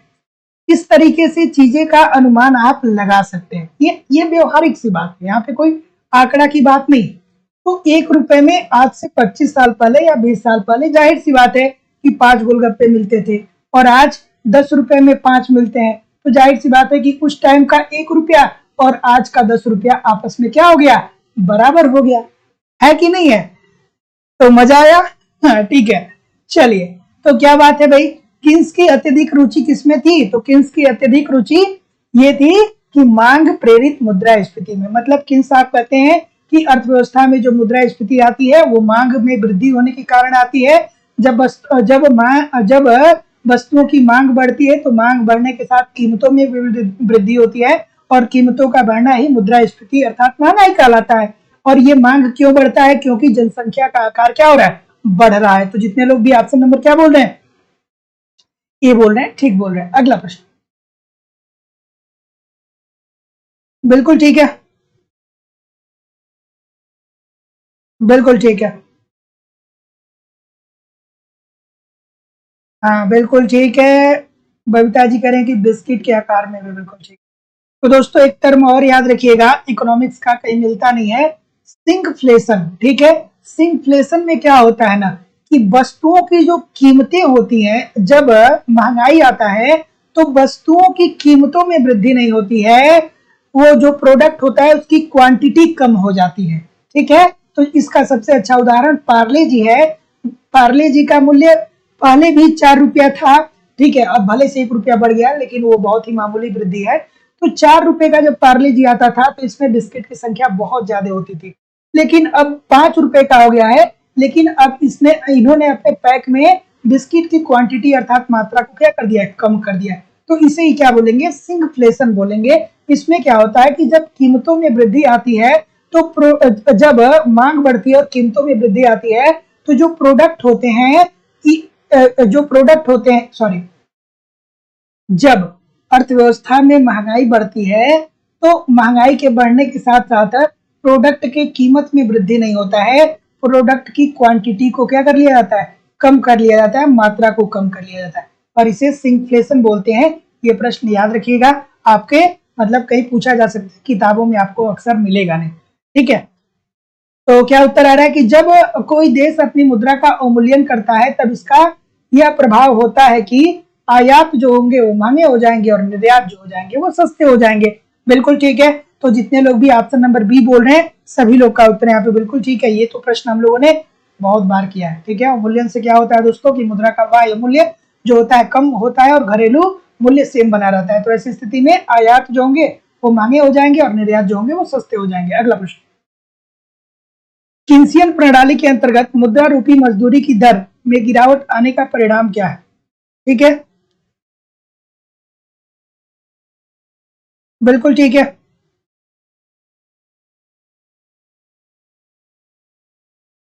बिल्कुल ठीक है,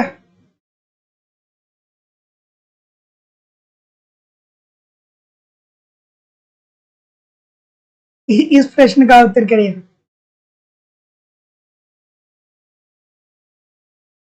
ठीक है भाई, चले।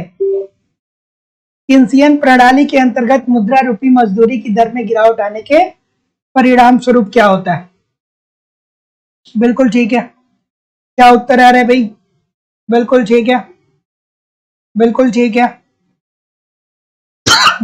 बी बोल रहे हैं, बिल्कुल ठीक है। किन्सियन प्रणाली के अंतर्गत मुद्रा रूपी मजदूरी की दर में गिरावट आती है तो इससे क्या होता है कि कीमत स्तर गिर जाएगा। तो जितने लोग भी यहाँ पे बी की बात बोल रहे हैं सभी लोग का उत्तर यहाँ पे बिल्कुल ठीक हो जाएगा, है ना? तो जितने लोग भी बी बोल रहे हैं बिल्कुल ठीक बोल रहे हैं। कुछ लोग बोलेंगे कि सर जी रोजगार में वृद्धि हो जाएगी, तो आप पता है किसकी बात कर रहे हैं? आप किसकी बात कर रहे हैं पता है? आप बात कर रहे हैं जो परंपरागत अर्थशास्त्री थे, जो प्रतिष्ठित अर्थशास्त्री थे, आप उनके मजदूरी सिद्धांत की बात कर रहे हैं। यहाँ पे किन्सियन प्रणाली की बात हो रही है ना। तो जो लोग ये बोलेंगे उनके दिमाग में कहीं सेट होगा कि अगर जो मजदूरी दर में गिरावट आएगी तो क्या होगा, रोजगार के स्तर में वृद्धि होगा। वो पीगू साहब को पढ़े हैं, वो पीगू की बात हो रही है, यहाँ पे किन्सियन प्रणाली की बात हो रही है। इस बात को आप ध्यान में रखिएगा, ठीक है, नहीं तो बहुत सारे लोग एक ही तरफ करे जाएंगे, कहेंगे सर प्रश्न बहुत आसान आया था। तो किन्सियन प्रणाली के अंतर्गत मुद्रा रूपी मजदूरी की दर में गिरावट आने का परिणाम ये होता है कि अगर जो मजदूरी की दर में गिरावट आएगी तो कीमत स्तर भी क्या हो जाएगा, कम हो जाएगा। तो ऑप्शन नंबर बी जितने लोग भी कर रहे हैं सबका उत्तर ठीक है। अगला, प्रकटित अधिमान उपागम का वर्णन निम्न रूप में कर सकते हैं। चलिए भैया, प्रकटित अधिमान उपागम सैमुअल्सन, चलिए बताइए। चलिए भैया, सैमुअल्सन साहब आ गए, बता दीजिए मुझे। बिल्कुल ठीक है, बिल्कुल ठीक है, बिल्कुल ठीक है।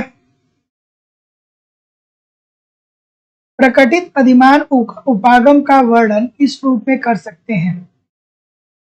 तो आपने क्या हुआ, आपने पढ़ा होगा कि यहाँ पे दृढ़ क्रमबद्धता की बात होती है, सबलता की बात होती है, ठीक है, दृढ़ता की बात होती है, ये तो आपने पढ़ा होगा, है ना।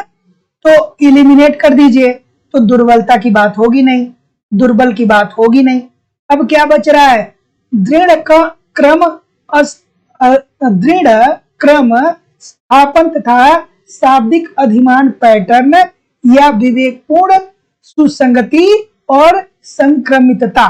तो ऑप्शन नंबर ए होगा या ऑप्शन नंबर बी होगा, कमेंट करके सभी लोग आराम से बताइएगा।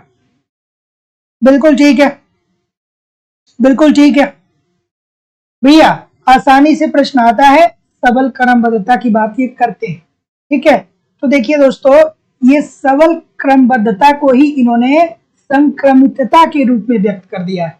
ऑप्शन नंबर ए नहीं होगा इसका ऑप्शन नंबर होगा बी दोस्तों, विवेक पूर्णतया सुसंगति, मतलब एक ऑर्डर में एक क्रमबद्धता की बात बोल रहे हैं ना, तो विवेकपूर्ण पूर्णतया सुसंगति मतलब क्रमबद्धता के रूप में संक्रामितता मतलब सबलता को कनेक्ट कर रहा है। तो जितने लोग भी क्या बोल रहे हैं, बी बोल रहे हैं, सभी लोग का उत्तर यहाँ पे बिल्कुल ठीक हो जाएगा। देखिए यहाँ पे कह रहे हैं कि दृढ़ क्रम स्थापन तथा शाब्दिक अधिमान पैटर्न, और यही दृढ़ क्रम को दोस्तों यहाँ पे इन्होंने अलग तरीके से लिख दिया है, और एग्जामिनर जो है वो जानता है कि आप जहां भी दृढ़ क्रम देखेंगे वहां पे आप ऑप्शन नंबर टिक करके चले जाएंगे। तो यहाँ पे ऑप्शन नंबर जो होगा दोस्तों वो बी राइट आंसर हो जाएगा, ठीक है। तो जितने लोग भी बी बोल रहे हैं बिल्कुल ठीक बोल रहे हैं। अगला आभास लगान, चलिए भैया, मार्शल साहब आ गए, मार्शल साहब आ गए। हाँ, स्ट्रॉन्ग आर्डर की ही बात हो रही है, लेकिन जो ऑप्शन नंबर बी है उसमें भी इनडायरेक्टली स्ट्रॉन्ग आर्डर की ही बात कर रहा है, लेकिन जो ऑप्शन नंबर ए है उसमें जो दूसरा वाला जो पॉइंट है वो उससे वो प्रश्न थोड़ा सा गलत हो जा रहा है। अगला प्रश्न, हाँ, दृढ़ क्रमबद्धता की बात करते हैं, सबलता की बात करते हैं, जब ये ठीक है, ठीक है, इस प्रश्न का उत्तर करिए कि आभास लगान होता है। आभास लगान फिर से आ गया भैया, किसने दिया था आभास लगान, मार्शल साहब ने दिया था, तुरंत याद आना चाहिए, मार्शल। आभास लगान की अवधारणा किसने दिया था भैया, मार्शल साहब के द्वारा दिया गया, ठीक है, मार्शल साहब के द्वारा दिया गया। का उत्तर, कोई विवाद, कोई विवाद, बहुत विवाद आ रहा है भाई, ए बी सी, बहुत सारा विवाद आ रहा है, ऐसा क्या है इसमें, बहुत सारा विवाद आ रहा है इसमें, बी होगा। सी के तरफ क्यों जा रहे हैं भाई, कि फर्म के कुल लाभ के से आधिक्य, मतलब आभास लगान को मार्शल साहब को आपने अच्छे से पढ़ा नहीं है क्या अभी, तो जितने लोग भी बी बोल रहे हैं ठीक बोल रहे हैं। बहुत बार मैं बताया हूं, बताते बताते मैं क्या हो चुका हूं, थक चुका हूं, ठीक है। तो आभास लगान होता है फर्म के कुल लाभ से अधिक। ऑप्शन नंबर बी बिल्कुल ठीक है। अगला, निम्नलिखित को निकालने के लिए एक नैतिक अथवा मूल्य निर्णय लेना आवश्यक है। किसको निकालने के लिए नैतिकता या मूल्यगत निर्णय लेने आवश्यक है, आपको बताना है। चलिए भाई बता दीजिए। बिल्कुल ठीक है, बिल्कुल ठीक है, बिल्कुल ठीक है। तो भैया एक अर्थशास्त्री को आप पढ़े होंगे, है ना? अब मैं बता ही दूंगा। किसको? वर्गर्सन साहब को। वर्गर्सन साहब को पढ़ा है आपने?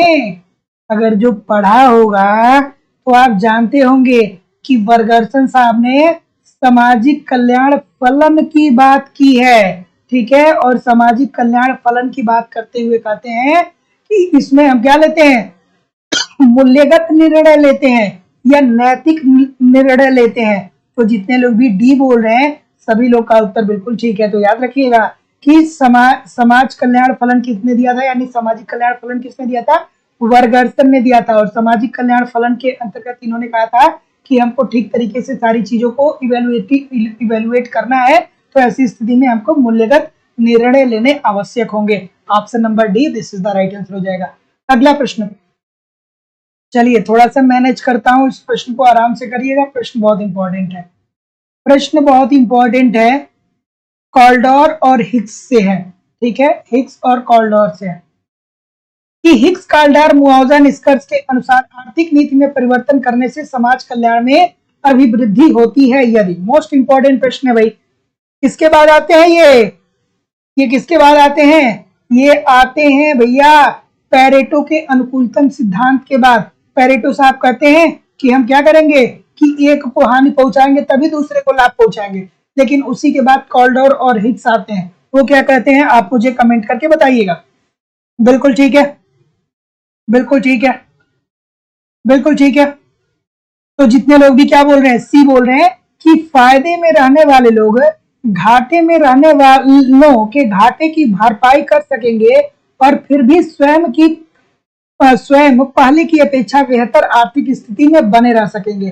तो भैया आज के बाद कभी गलत मत करिएगा, जो मैं बता रहा हूं ध्यान से सुन लीजिए, बहुत काम की चीजें हैं, बहुत बार एग्जाम में प्रश्न पूछा जाता है। तो देखिए दोस्तों, जब मैं आपको आर्थिक कल्याण पढ़ा रहा था, ठीक है, जब मैं आपको आर्थिक कल्याण पढ़ा रहा था तो वहां पे आपको मैंने पेरेटो को पढ़ाया था। उसके बाद पेरेटो के बाद हमने आपको कॉल्डोर और हिग्स को बताया था। तो ये पेरेटो साहब क्या कहते हैं कि ए के कल्याण को अगर जो बी के कल्याण में वृद्धि करना है तो ए की कल्याण में कमी करना होगा, तब जाके हम बी को लाभ पहुंचा पाएंगे। लेकिन जब ये हिग्स और कॉल्डोर आते हैं तो इनका खंडन करते हैं पेरेटो साहब का, और कहते हैं नहीं भाई, हम ए के कल्याण में कमी भी नहीं लाएंगे और हम बी को क्या कर देंगे, लाभान्वित कर देंगे। तो क्या उत्तर हो जाएगा? सी। जितने लोग भी बोल रहे हैं बिल्कुल ठीक है कि फायदे में रहने वाले लोग घाटे में रहने वाले लोगों के कल्याण की भरपाई कर सकेंगे और फिर भी स्वयं पहले की अपेक्षा बेहतर आर्थिक स्थिति में बने रहेंगे, मतलब इनको कोई हानि नहीं होगा। तो जितने लोग भी ऑप्शन नंबर क्या बोल रहे हैं, सी बोल रहे हैं, सी बोल रहे हैं, सभी लोग का उत्तर यहाँ पे बिल्कुल ठीक है। अगला प्रश्न मोस्ट इंपॉर्टेंट प्रश्न है। देखिए दोस्तों, ये सारी चीजें आपको एप्लीकेशन पे पढ़ाई जा रही हैं, ठीक है। तो जो लोग भी कॉन्सेप्ट की क्लास में एडमिशन लिए हैं या लेने वाले हैं, आप ईमानदारी से सारी चीजों को पढ़ते रहिए, बस थोड़ा सा दिमाग ओपन रखिएगा, सब कुछ आपका कवर हो जाएगा। और दोस्तों जो लोग भी अभी तक एप्लीकेशन पे कॉन्सेप्ट की क्लास नहीं ज्वाइन किए हैं वो ज्वाइन कर सकते हैं। ए टू जेड आपको इकोनॉमिक्स के सारे कॉन्सेप्ट वहां पे पढ़ाए जा रहे हैं। साथ ही साथ दोस्तों आपको ए टू जेड इकोनॉमिक्स के कंप्लीट नोट्स दिए जा रहे हैं, बहुत सारे टेस्ट सीरीज दिए जा रहे हैं, जिसके माध्यम से आप टेस्ट देंगे, अपना इवेल्युएशन कर पाएंगे कि आपकी तैयारी कैसी चल रही है। प्रीवियस ईयर के क्वेश्चन पेपर आपको दिए जा रहे हैं और करंट भी आपका कवर करा दिया जा रहा है, सब कुछ दिया जा रहा है। बस ईमानदारी से एप्लीकेशन पे पढ़ते रहिए, यूट्यूब पे प्रैक्टिस करते रहिए, कहीं भी इधर उधर से कुछ कलेक्ट करने की आपको जरूरत नहीं पड़ेगी। दोस्तों यूपी टीजीटी पीजीटी का अलग बैच है, झारखंड टीजीटी पीजीटी का अलग बैच है, दोनों बैचेस में क्लास चल रही है। तो एडमिशन ओपन है दोस्तों, एडमिशन की फीस 2000 रुपए है। तो नीचे जो नंबर आ रहा है 2000 रुपए आपको इस नंबर पे पेमेंट करना होगा, 9415 863 873 पे, गूगल पे, फोन पे या पेटीएम के माध्यम से आप पेमेंट करेंगे और इसका स्क्रीनशॉट आपको इसी व्हाट्सएप नंबर पे सेंड करना होगा। कोई भी इंक्वायरी होगा तो इस नंबर पे कॉल या व्हाट्सएप मैसेज भी कर सकते हैं। चलिए भैया बैंकों के पास रखे मांग निपेक्षों को द्रव्य माना जाता है। क्यों माना जाता है भाई, क्यों माना जाता है, क्यों माना जाता है बताइए। तो जैसा कि मैं देख पा रहा हूं कि ये बता रहे हैं, बिल्कुल ठीक है, कि सामान्यतः भुगतान के साधन के रूप में ये क्या होते हैं दोस्तों, स्वीकार होते हैं। मतलब इनको हम क्या कर सकते हैं भैया, कि बैंक में ले जाके पैसा जमा कर सकते हैं, मुद्रा और नोट जमा, सिक्के और नोट ले जाकर जमा कर सकते हैं, और सिक्के और नोट को हम बैंक से ले भी सकते हैं। तो अब इसको आपको पता है यहाँ पे क्या याद आना चाहिए, कि सबसे तरल क्या होता है, सबसे तरल M1, उससे कम तरल क्या होता है M2, उससे कम तरल क्या होता है M3, और सबसे कम तरल क्या होता है दोस्तों, M4 होता है। मतलब सबसे ज्यादा तरल M1 होता है और सबसे कम तरल M4 होता है। शायद मैंने उल्टा बोल दिया, बट ठीक है, ठीक है। अगला प्रश्न, इस प्रश्न का उत्तर करेंगे, जो टैरिफ देश के आर्थिक कल्याण को अधिकतम करता है उसे क्या कहलाता है।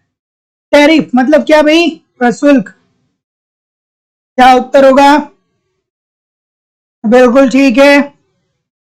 चलिए, तनु जी, मौसम कुमारी जी, दासमती जी, अर्चना जी, रश्मि तिवारी जी, निरुपमा सिंह जी, जयमाल तोमर जी, तस्नीम खान जी, दीक्षा जी, कमेंट करके क्या डिलीट कर देते हैं आप लोग, हमको भी पढ़ने दीजिए क्या कमेंट कर रहे हैं।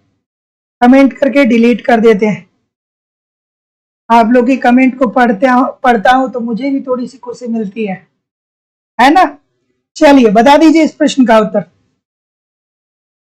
जो टैरिफ देश के आर्थिक कल्याण को अधिकतम करता है उसे हम क्या बोलते हैं दोस्तों, ठीक है। तो जितने लोग भी इष्टतम टैरिफ की बात बोल रहे हैं, सभी लोग का उत्तर यहाँ पे बिल्कुल ठीक हो जाता है। टैरिफ अर्थात प्रशुल्क क्यों लगाए जाते हैं, ताकि हमको क्या करना होता है, आयात को कम करना होता है और निर्यात को अधिकतम करना होता है। आयात हम ज्यादा करेंगे तो ऐसी स्थिति में हमको विदेशी मुद्रा की हानि होगी, जो हमारे अर्थव्यवस्था के लिए ठीक नहीं है। तो ऑप्शन नंबर क्या हो जाएगा, डी। जितने लोग भी बोल रहे हैं ठीक बोल रहे हैं। अगला प्रश्न, इस प्रश्न का उत्तर करिए, कि पूरक वस्तुओं की स्थिति में तटस्थ वक्र होता है। अरे नहीं भाई, देखिए बहुत ज्यादा ऐसा भी नहीं है कि आप ब्रह्मचारी टाइप के बन जाइए कि नहीं कुछ कमेंट करेंगे ही नहीं, थोड़ी बहुत कमेंट चलती है। कमेंट जो गाइडलाइन के अनुसार हो, है ना, किसी को उससे कोई समस्या ना हो। हम भी आप लोग के बहाने थोड़ा सा, हमारे भी चेहरे पे हंसी आ जाती है, तो कोई दिक्कत नहीं, लेकिन थोड़ा बहुत ठीक है, ज्यादा नहीं। ठीक है, इस प्रश्न का उत्तर करिए। क्या उत्तर होगा भाई,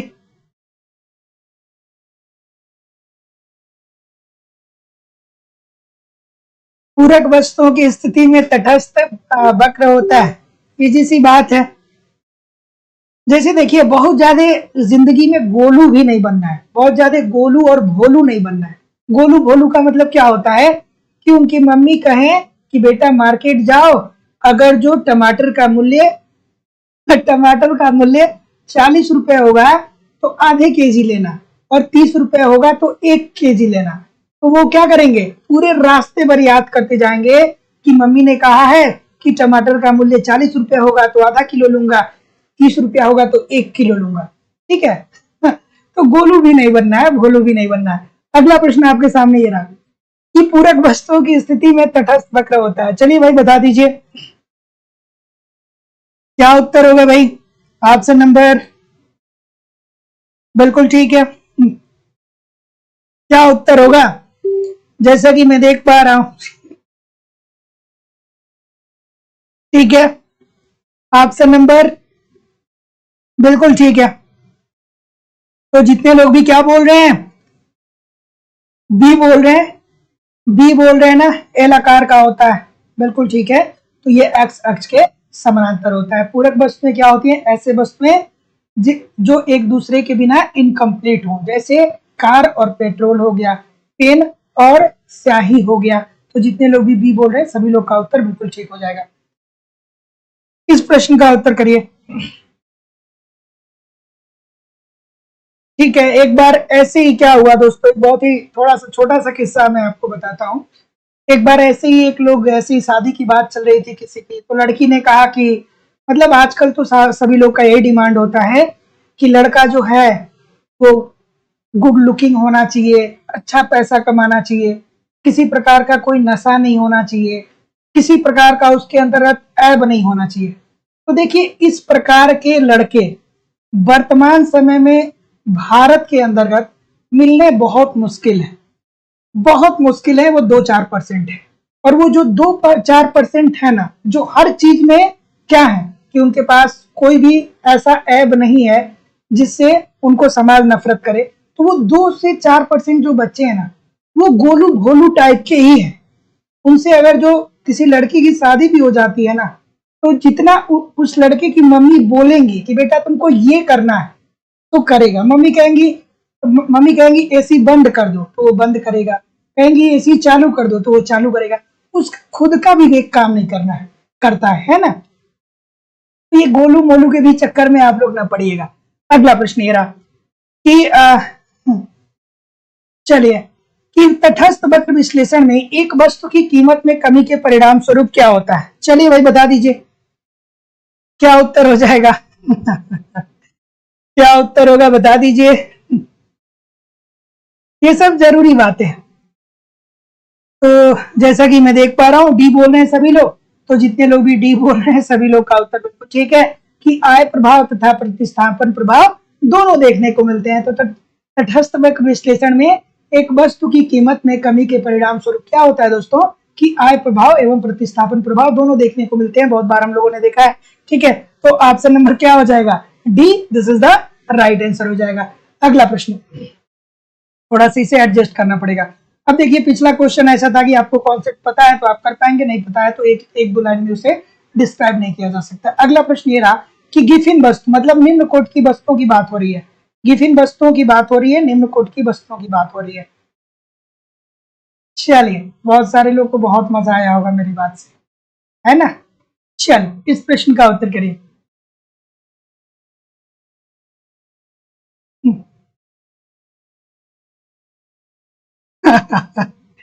चलिए इस प्रश्न का उत्तर करिए। चलिए हाँ, क्या उत्तर होगा कि गिफिन वस्तु के लिए निम्नलिखित में से क्या सत्य है? क्या उत्तर होगा? और शादी के बाद लड़के इसीलिए गोलू मोलू टाइप के हो भी जाते हैं क्योंकि जिससे भी शादियां होंगी वो 50 तरीके का रिस्ट्रिक्शन लगा देता है, तो शादी के बाद लड़के हो भी जाते हैं। एक कारण ये भी है। चलिए इस प्रश्न का उत्तर करिए। तो ऑप्शन नंबर क्या होगा भाई? ये बोल रहे हैं देखिए गिफिन वस्तु मतलब ये निम्न कोट की वस्तुएं होती हैं। इसके लिए बात सही ये है कि ऐसी वस्तु का उपभोग आय का बढ़ा भाग व्यय करता है। एक सेकेंड, एक सेकेंड। गिफिन वस्तुएं क्या होती है? निम्न कोट की वस्तुएं होती हैं। बाजार का नियम लागू नहीं होता है। जब कीमतों में वृद्धि होती है, सॉरी कीमतों में कमी आती है तो मांग कम हो जाता है। यही तो होता है ना गिफिन वस्तु। तो ऐसी वस्तु पर उपभोक्ता आय का बढ़ा भाग व्यय करता है। बिल्कुल ठीक। लेकिन गिफिन वस्तु केवल ये नहीं होता है कि कीमत कम होगी तो उसका कीमत बढ़ेगा तो उसका मांग कम होगा। ऐसा भी हो सकता है कि अगर जो उसकी कीमत बढ़ेगी तो उसकी मांग में वृद्धि भी आएगी, तो उसके हिसाब से तो ये वाला ठीक हो जाएगा। ऐसी वस्तु की प्रतिस्थापन वस्तु अवश्य होती है, तो बात तो यहाँ पे बिल्कुल ठीक होगा। प्रतिस्थापन वस्तुएं होती है जैसे कि हम लोग स्टोव का इस्तेमाल करते थे किरोसिन ऑयल डाल के। ठीक है, तो किरोसिन ऑयल आप गिफिन वस्तुओं के संदर्भ में आप कह सकते हैं एक हद तक। तो आप किरोसिन ऑयल के जगह पे हम गैस का इस्तेमाल करते हैं, तो ये तो बात बिल्कुल ठीक है। ऐसी वस्तु आवश्यकता की पूर्ति करती है, कोई जरूरी नहीं है। स्थापन होती है तो कोई दूसरी करती है। ऐसी वस्तु आवश्यकता की पूर्ति नहीं करती है, ये भी कोई जरूरी नहीं है। तो जितने लोग भी ऑप्शन नंबर ए बोलेंगे सभी लोग का उत्तर यहाँ पे बिल्कुल ठीक हो जाएगा। अगला, उपभोक्ता व्यवहार में प्रतिस्थापन प्रभाव को पृथक करने में निम्नलिखित में से कौन सा एक अपरिवर्तित रहता है? चलिए थोड़ा सा आराम से इस प्रश्न का उत्तर करिएगा। ठीक है, ठीक है।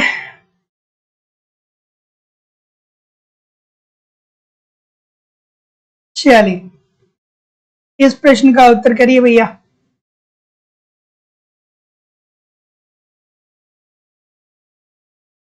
उपभोक्ता व्यवहार में प्रतिस्थापन प्रभाव को पृथक करने में निम्नलिखित में से कौन सा अपरिवर्तित रहता है? चलिए, क्या उत्तर होगा? ऑप्शन नंबर, क्या उत्तर आ रहा है भाई? बिल्कुल ठीक है, बिल्कुल ठीक है, बिल्कुल ठीक है। तो जितने लोग भी ए बोल रहे हैं सभी लोग का उत्तर यहाँ पे बिल्कुल ठीक हो गया भैया, कि उपभोक्ता व्यवहार में प्रतिस्थापन प्रभाव को पृथक करने में निम्नलिखित में से कौन एक अपरिवर्तित रहता है? तो वास्तविक आय अपरिवर्तित होता है। एक होता है वास्तविक आय, दूसरा होता है मौद्रिक आय। मौद्रिक आय अर्थात जो आपको वेतन मिल रहा है, जो आपको मजदूरी मिल रही है। लेकिन वास्तविक आय वो होता है जो पैसा आपके हाथ में आ रहा है, जिसको आप व्यय कर सके। जब आपको नौकरी लग जाएगी तो क्या होगा कि आपकी सैलरी तो 60,000 रुपये बनेगी, 70,000 रुपये बनेगी, लेकिन आपके हाथ में 55,000 रुपये प्राप्त होगा, 50,000 रुपये प्राप्त होगा। वो बाकी के पैसे कहाँ पे चले जाएंगे? किसी फंड में चले जाएंगे, ठीक है, ताकि आपको भविष्य में जब आप रिटायर हो तो उन्हीं पैसों को आपको क्या किया जा सके, दिया जा सके। आप टैक्स दे देंगे, बहुत सारी चीजें होंगी। अगला प्रश्न, इस प्रश्न का उत्तर करिए कि निम्नलिखित में से किसने लगान के निर्धारण के लिए अवसर लागत का उपयोग किया? चलिए भाई, बच्चों वाली बात है, अवसर लागत की बात हो रही है। बिल्कुल ठीक है, सबको पता होगा, जिसको नहीं पता होगा इकोनॉमिक्स थोड़ा सा 2-3 घंटा ज्यादा पढ़े। अवसर लागत नहीं पता होगा तो इकोनॉमिक्स को क्या करिए, थोड़ा ज्यादा पढ़िए।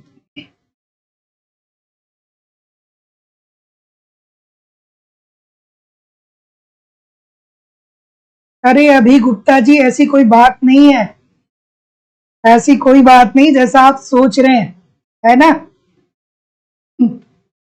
ऐसी कोई बात नहीं। चलिए, इस प्रश्न का उत्तर करिए।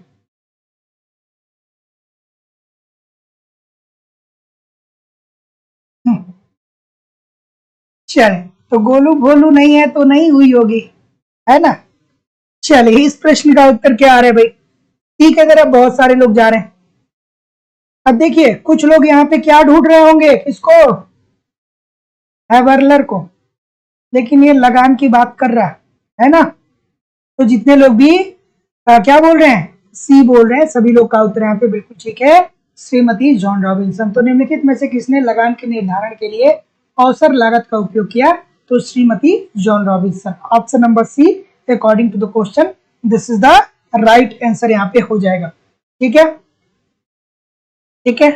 डी बोल रहे हैं ना जितने लोग, सी बोल रहे हैं ना, तो जितने लोग भी सी बोल रहे हैं सभी लोग का उत्तर यहाँ पे बिल्कुल ठीक हो जाएगा। अगला, अल्पकाल में पूर्ण प्रतियोगिता के अंतर्गत जब हम फर्म का लाभ अधिकतम होता है तब फर्म उत्पादन करती है। ठीक है, इस प्रश्न का उत्तर करिए भाई, क्या उत्तर होगा? बिल्कुल ठीक है,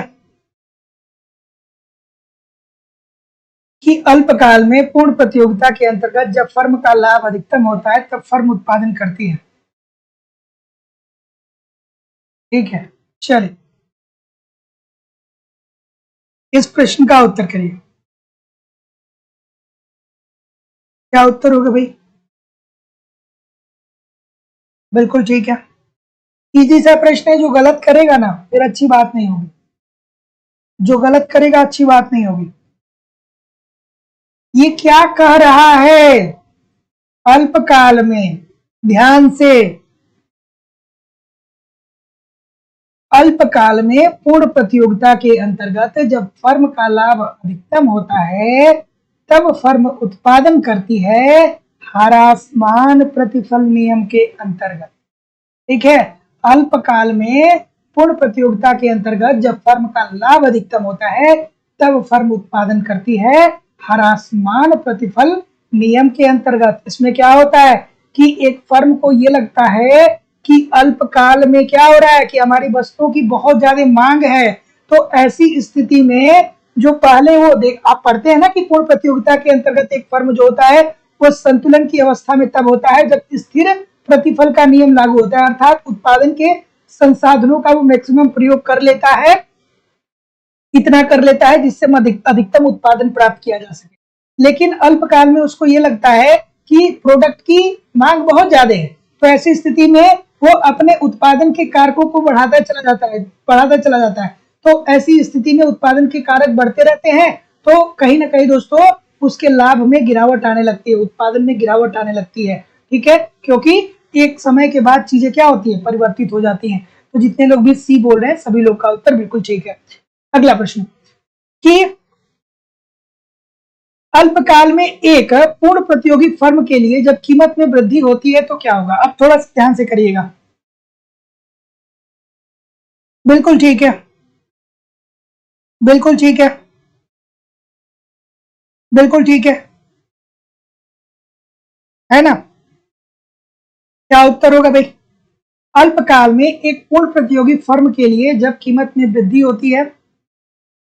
तस्नीम खान जी एक बार थोड़ा सा देख लीजिएगा, ठीक है, थोड़ा सर्च कर लीजिएगा, नहीं क्लियर होगा तो बताइएगा। चलिए इस प्रश्न का उत्तर करिए। अल्पकाल में एक पूर्ण प्रतियोगी फर्म के लिए जब कीमत में वृद्धि होती है तो क्या होगा। इजी सी बात है, छोटी सी बात है। क्या उत्तर होगा। ए की सी, अल्पकाल में पूर्ण प्रतियोगी फर्म के लिए जब कीमत में वृद्धि होगी तो जाहिर सी बात है भैया कि अल्पकाल में पूर्ण प्रतियोगिता के अंतर्गत एक जो फर्म होता है, अल्पकाल में ये अप्रत्याशित लाभ भी कमा सकता है, अप्रत्याशित हानि भी हो सकता है, और ऐसा भी हो सकता है कि न लाभ हो न हानि हो। तो अगर जो कीमत में वृद्धि हो रही है तो जाहिर सी बात है कि जब कीमतों में वृद्धि होगी तो लाभ इसका बढ़ जाएगा, और दीर्घ काल में एक पूर्ण प्रतियोगी फर्म हमेशा ही सामान्य लाभ कमाती है। तो जितने लोग भी सी बोल रहे हैं बिल्कुल ठीक बोल रहे हैं। अगला किक नी किक ई नाग रेखा का ऊपरी भाग सापेक्षता होता है। ठीक है, अब इस प्रश्न को आप क्या करेंगे, अपने कॉमन सेंस के अनुसार इस प्रश्न का उत्तर ढूंढेंगे, है ना। नहीं ढूंढेंगे तो अच्छी बात नहीं होगी। बिल्कुल ठीक है, बिल्कुल ठीक है। क्या उत्तर आ रहा है। बिल्कुल ठीक है। ये किसकी बात कर रहा है भैया। किक ई नाग ये शब्द नहीं होता है, ठीक है। किक डिमांड देता है या आपको विकुंचित मांग वक्र देता है। विकुंचित विकुंचित मांग वक्र किसने दिया था, स्वीजी साहब ने दिया था। क्या कहा था ये अल्पाधिकार के संदर्भ में इन्होंने दिया था, और क्या कहा था कि ऊपरी भाग जो होता है वो लोचदार होता है और जो निचली भाग होता है वो बेलोच होता है। तो यहाँ क्या पूछा है, ऊपरी भाग पूछा है, तो लोचदार क्या होगा, अधिक लोचदार होगा, ऊपरी भाग लोचदार। तो आप लोगों ने दोस्तों पढ़ा ही होगा, मैंने कई बार बताया भी है। तो जितने लोग भी क्या बोल रहे हैं, ये बोल रहे हैं बिल्कुल ठीक है। तो विकुंचित मांग वक्र की अवधारणा पाल सूजी साहब ने दिया था, और उसके अंतर्गत उन्होंने ग्राफ को बनाते हुए ये जो ऊपरी वाला वक्र है इसको लोचदार बताया था, और ये जो निचला वाला है ये बेलोचदार बताया था। अगला प्रश्न, एक पूर्ण प्रतियोगी बाजार में फर्म द्वारा किसी एक संसाधन के लिए दी जाने वाली कीमत कैसी होगी। थोड़ा आराम से करिएगा इस प्रश्न का उत्तर। बिल्कुल ठीक है, बिल्कुल ठीक है, इस प्रश्न का उत्तर करिए। बिल्कुल ठीक है। क्या उत्तर आएगा। बिल्कुल, तो जैसा कि मैं देख पा रहा हूं ऑप्शन नंबर, ठीक है, क्या उत्तर आ रहा है, ए आ रहा है, ए आ रहा है, बिल्कुल ठीक आ रहा है। अगर जो आप ए बोल रहे हैं तो बहुत अच्छी बात है कि एक पूर्ण प्रतियोगी बाजार में फर्म द्वारा किसी एक संसाधन के लिए दी जाने वाली जो कीमत होती है आगत की मांगी गई मात्रा के साथ दोस्तों क्या होती है, घटती है। छोटी सी बात, छोटी सी बात है। हम पूर्ण प्रतियोगिता के अंतर्गत यही तो पढ़ते हैं। देखिए जो लोग सी बोल रहे हैं थोड़ा ध्यान से समझिएगा मेरी बात को, कि जब पूर्ण प्रतियोगिता के अंतर्गत पर अपना उत्पादन बढ़ाने लगता है तो ऐसी स्थिति में क्या होता है कि औसत लागत में क्या आती है, कमी आती है। हम पढ़ते हैं ना कि औसत एक जो फर्म है अपने उत्पादन का स्तर बढ़ाता चला जाता है तो जो उसकी औसत लागत होती है उसमें कमी आती है, और जो दूसरी अवस्था होती है वहां पे औसत लागत क्या होता है दोस्तों, स्थिर हो जाता है। सबसे ज्यादा औसत लागत जो होता है सबसे कम हो जाता है, और यहीं पे ये कम लागत से अधिकतम उत्पादन करके लाभ अधिकतम प्राप्त करने की चेष्टा करता है। तो वही वाला कॉन्सेप्ट है भैया कि आगत की मांगी गई मात्रा के साथ ये क्या होता है दोस्तों, घटने लगता है कीमत। तो जितने लोग भी ए बोल रहे हैं सभी लोग का उत्तर यहाँ पे बिल्कुल ठीक हो जाएगा। तो यही तो हम लोग बार बार पढ़ते हैं। अगला प्रश्न बहुत इंपॉर्टेंट है। एक प्रश्न यहाँ से बनता है कि सामान्य साम्य तथा आंशिक साम्य के प्रत्यय से कौन संबंधित है। देखिए, आंशिक साम्य में क्या होता है कि हम क्या करते हैं कि किसी एक इकाई का अध्ययन करेंगे, किसी एक फर्म का अध्ययन करेंगे कि फर्म कैसा उत्पादन कर रहा है, किसी एक व्यक्ति का अध्ययन करेंगे कि इस एक जो व्यक्ति है, जो एक उपभोक्ता है, उसका व्यवहार कैसा है, वो किस तरीके की वस्तु को परचेज कर रहा है, उसका विवेक कैसा है। ठीक है, यहाँ पे हम किसी एक पर्टिकुलर क्षेत्र की बात करेंगे, लेकिन साम्य के अंतर्गत हम संपूर्ण अर्थव्यवस्था के साम्य अर्थात संतुलन की बात करेंगे, उद्योग की संतुलन की बात करेंगे। ठीक है, तो क्या उत्तर हो जाएगा भैया, बी बोल रहे हैं, बिल्कुल ठीक है। तो सामान्य साम्य की बात करें तो वालरस साहब, और आंशिक साम्य की बात करें तो कौन, मार्शल साहब। तो जितने लोग भी बी बोल रहे हैं बिल्कुल ठीक बोल रहे हैं। अगला प्रश्न, सीमांत उपयोगिता ह्रास नियम, बढ़िया सा प्रश्न है, इजी सा प्रश्न है।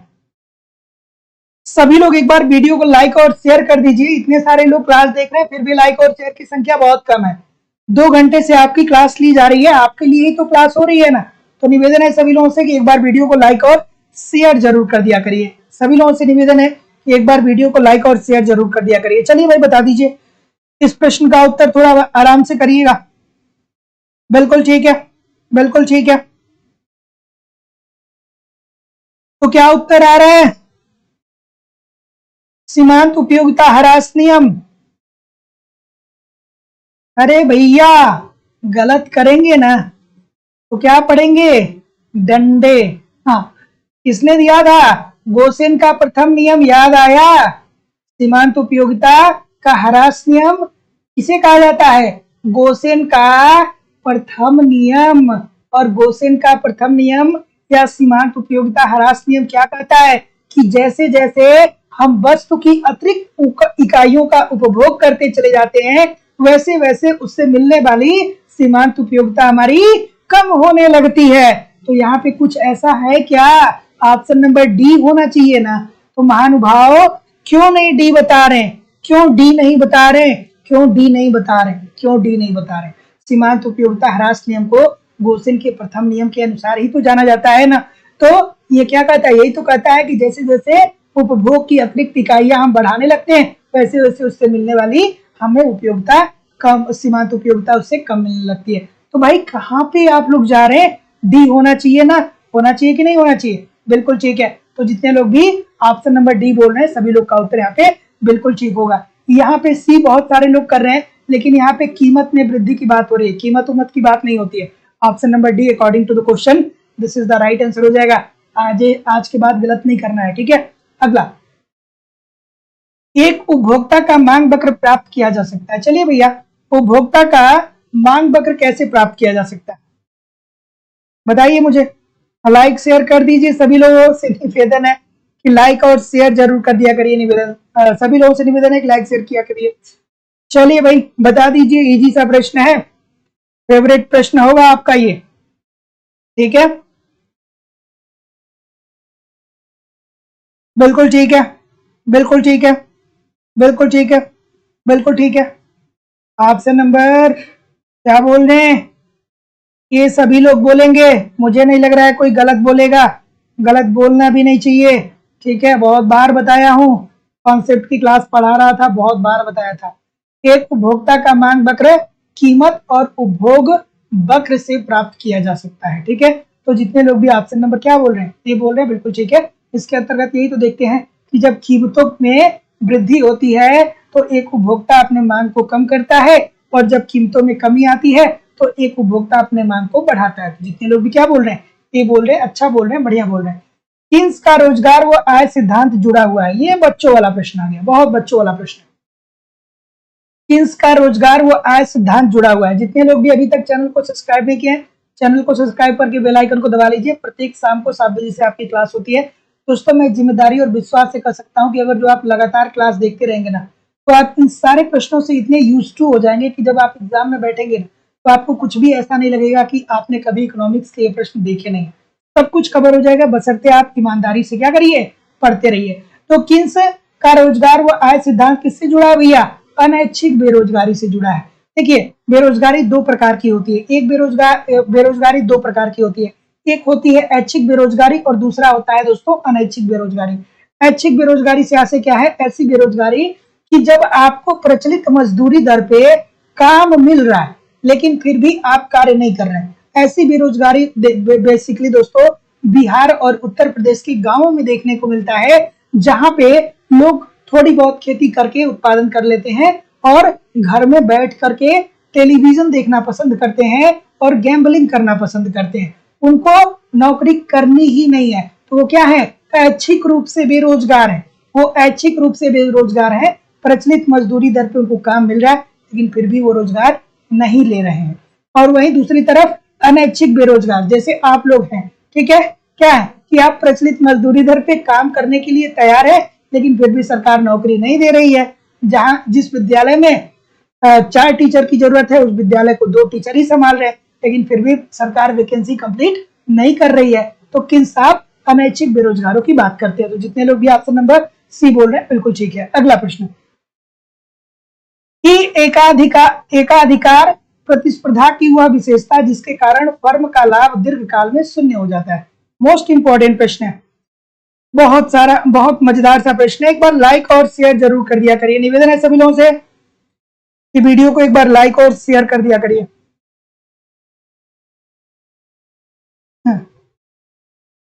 क्या उत्तर आएगा भाई? क्या उत्तर आ रहा है?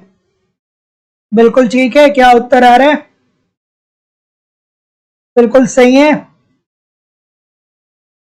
चलिए डी बोलेंगे सभी लोग। बहुत अच्छी बात है कि एकाधिकारिक प्रतिस्पर्धा की वह विशेषता जिसके कारण फर्म का लाभ दीर्घकाल में शून्य हो जाता है, वो होता है दोस्तों फर्मों का स्वतंत्र प्रवेश। जब आप मान लीजिए कोई नया इनोवेशन करेंगे, कोई ऐसा बिजनेस करेंगे जो कोई नहीं कर रहा है, तो ऐसी स्थिति में जब लोग आपको देखेंगे तो आपसे अट्रैक्ट होंगे और आप ही के जैसे वो लोग भी बिजनेस करने लगेंगे।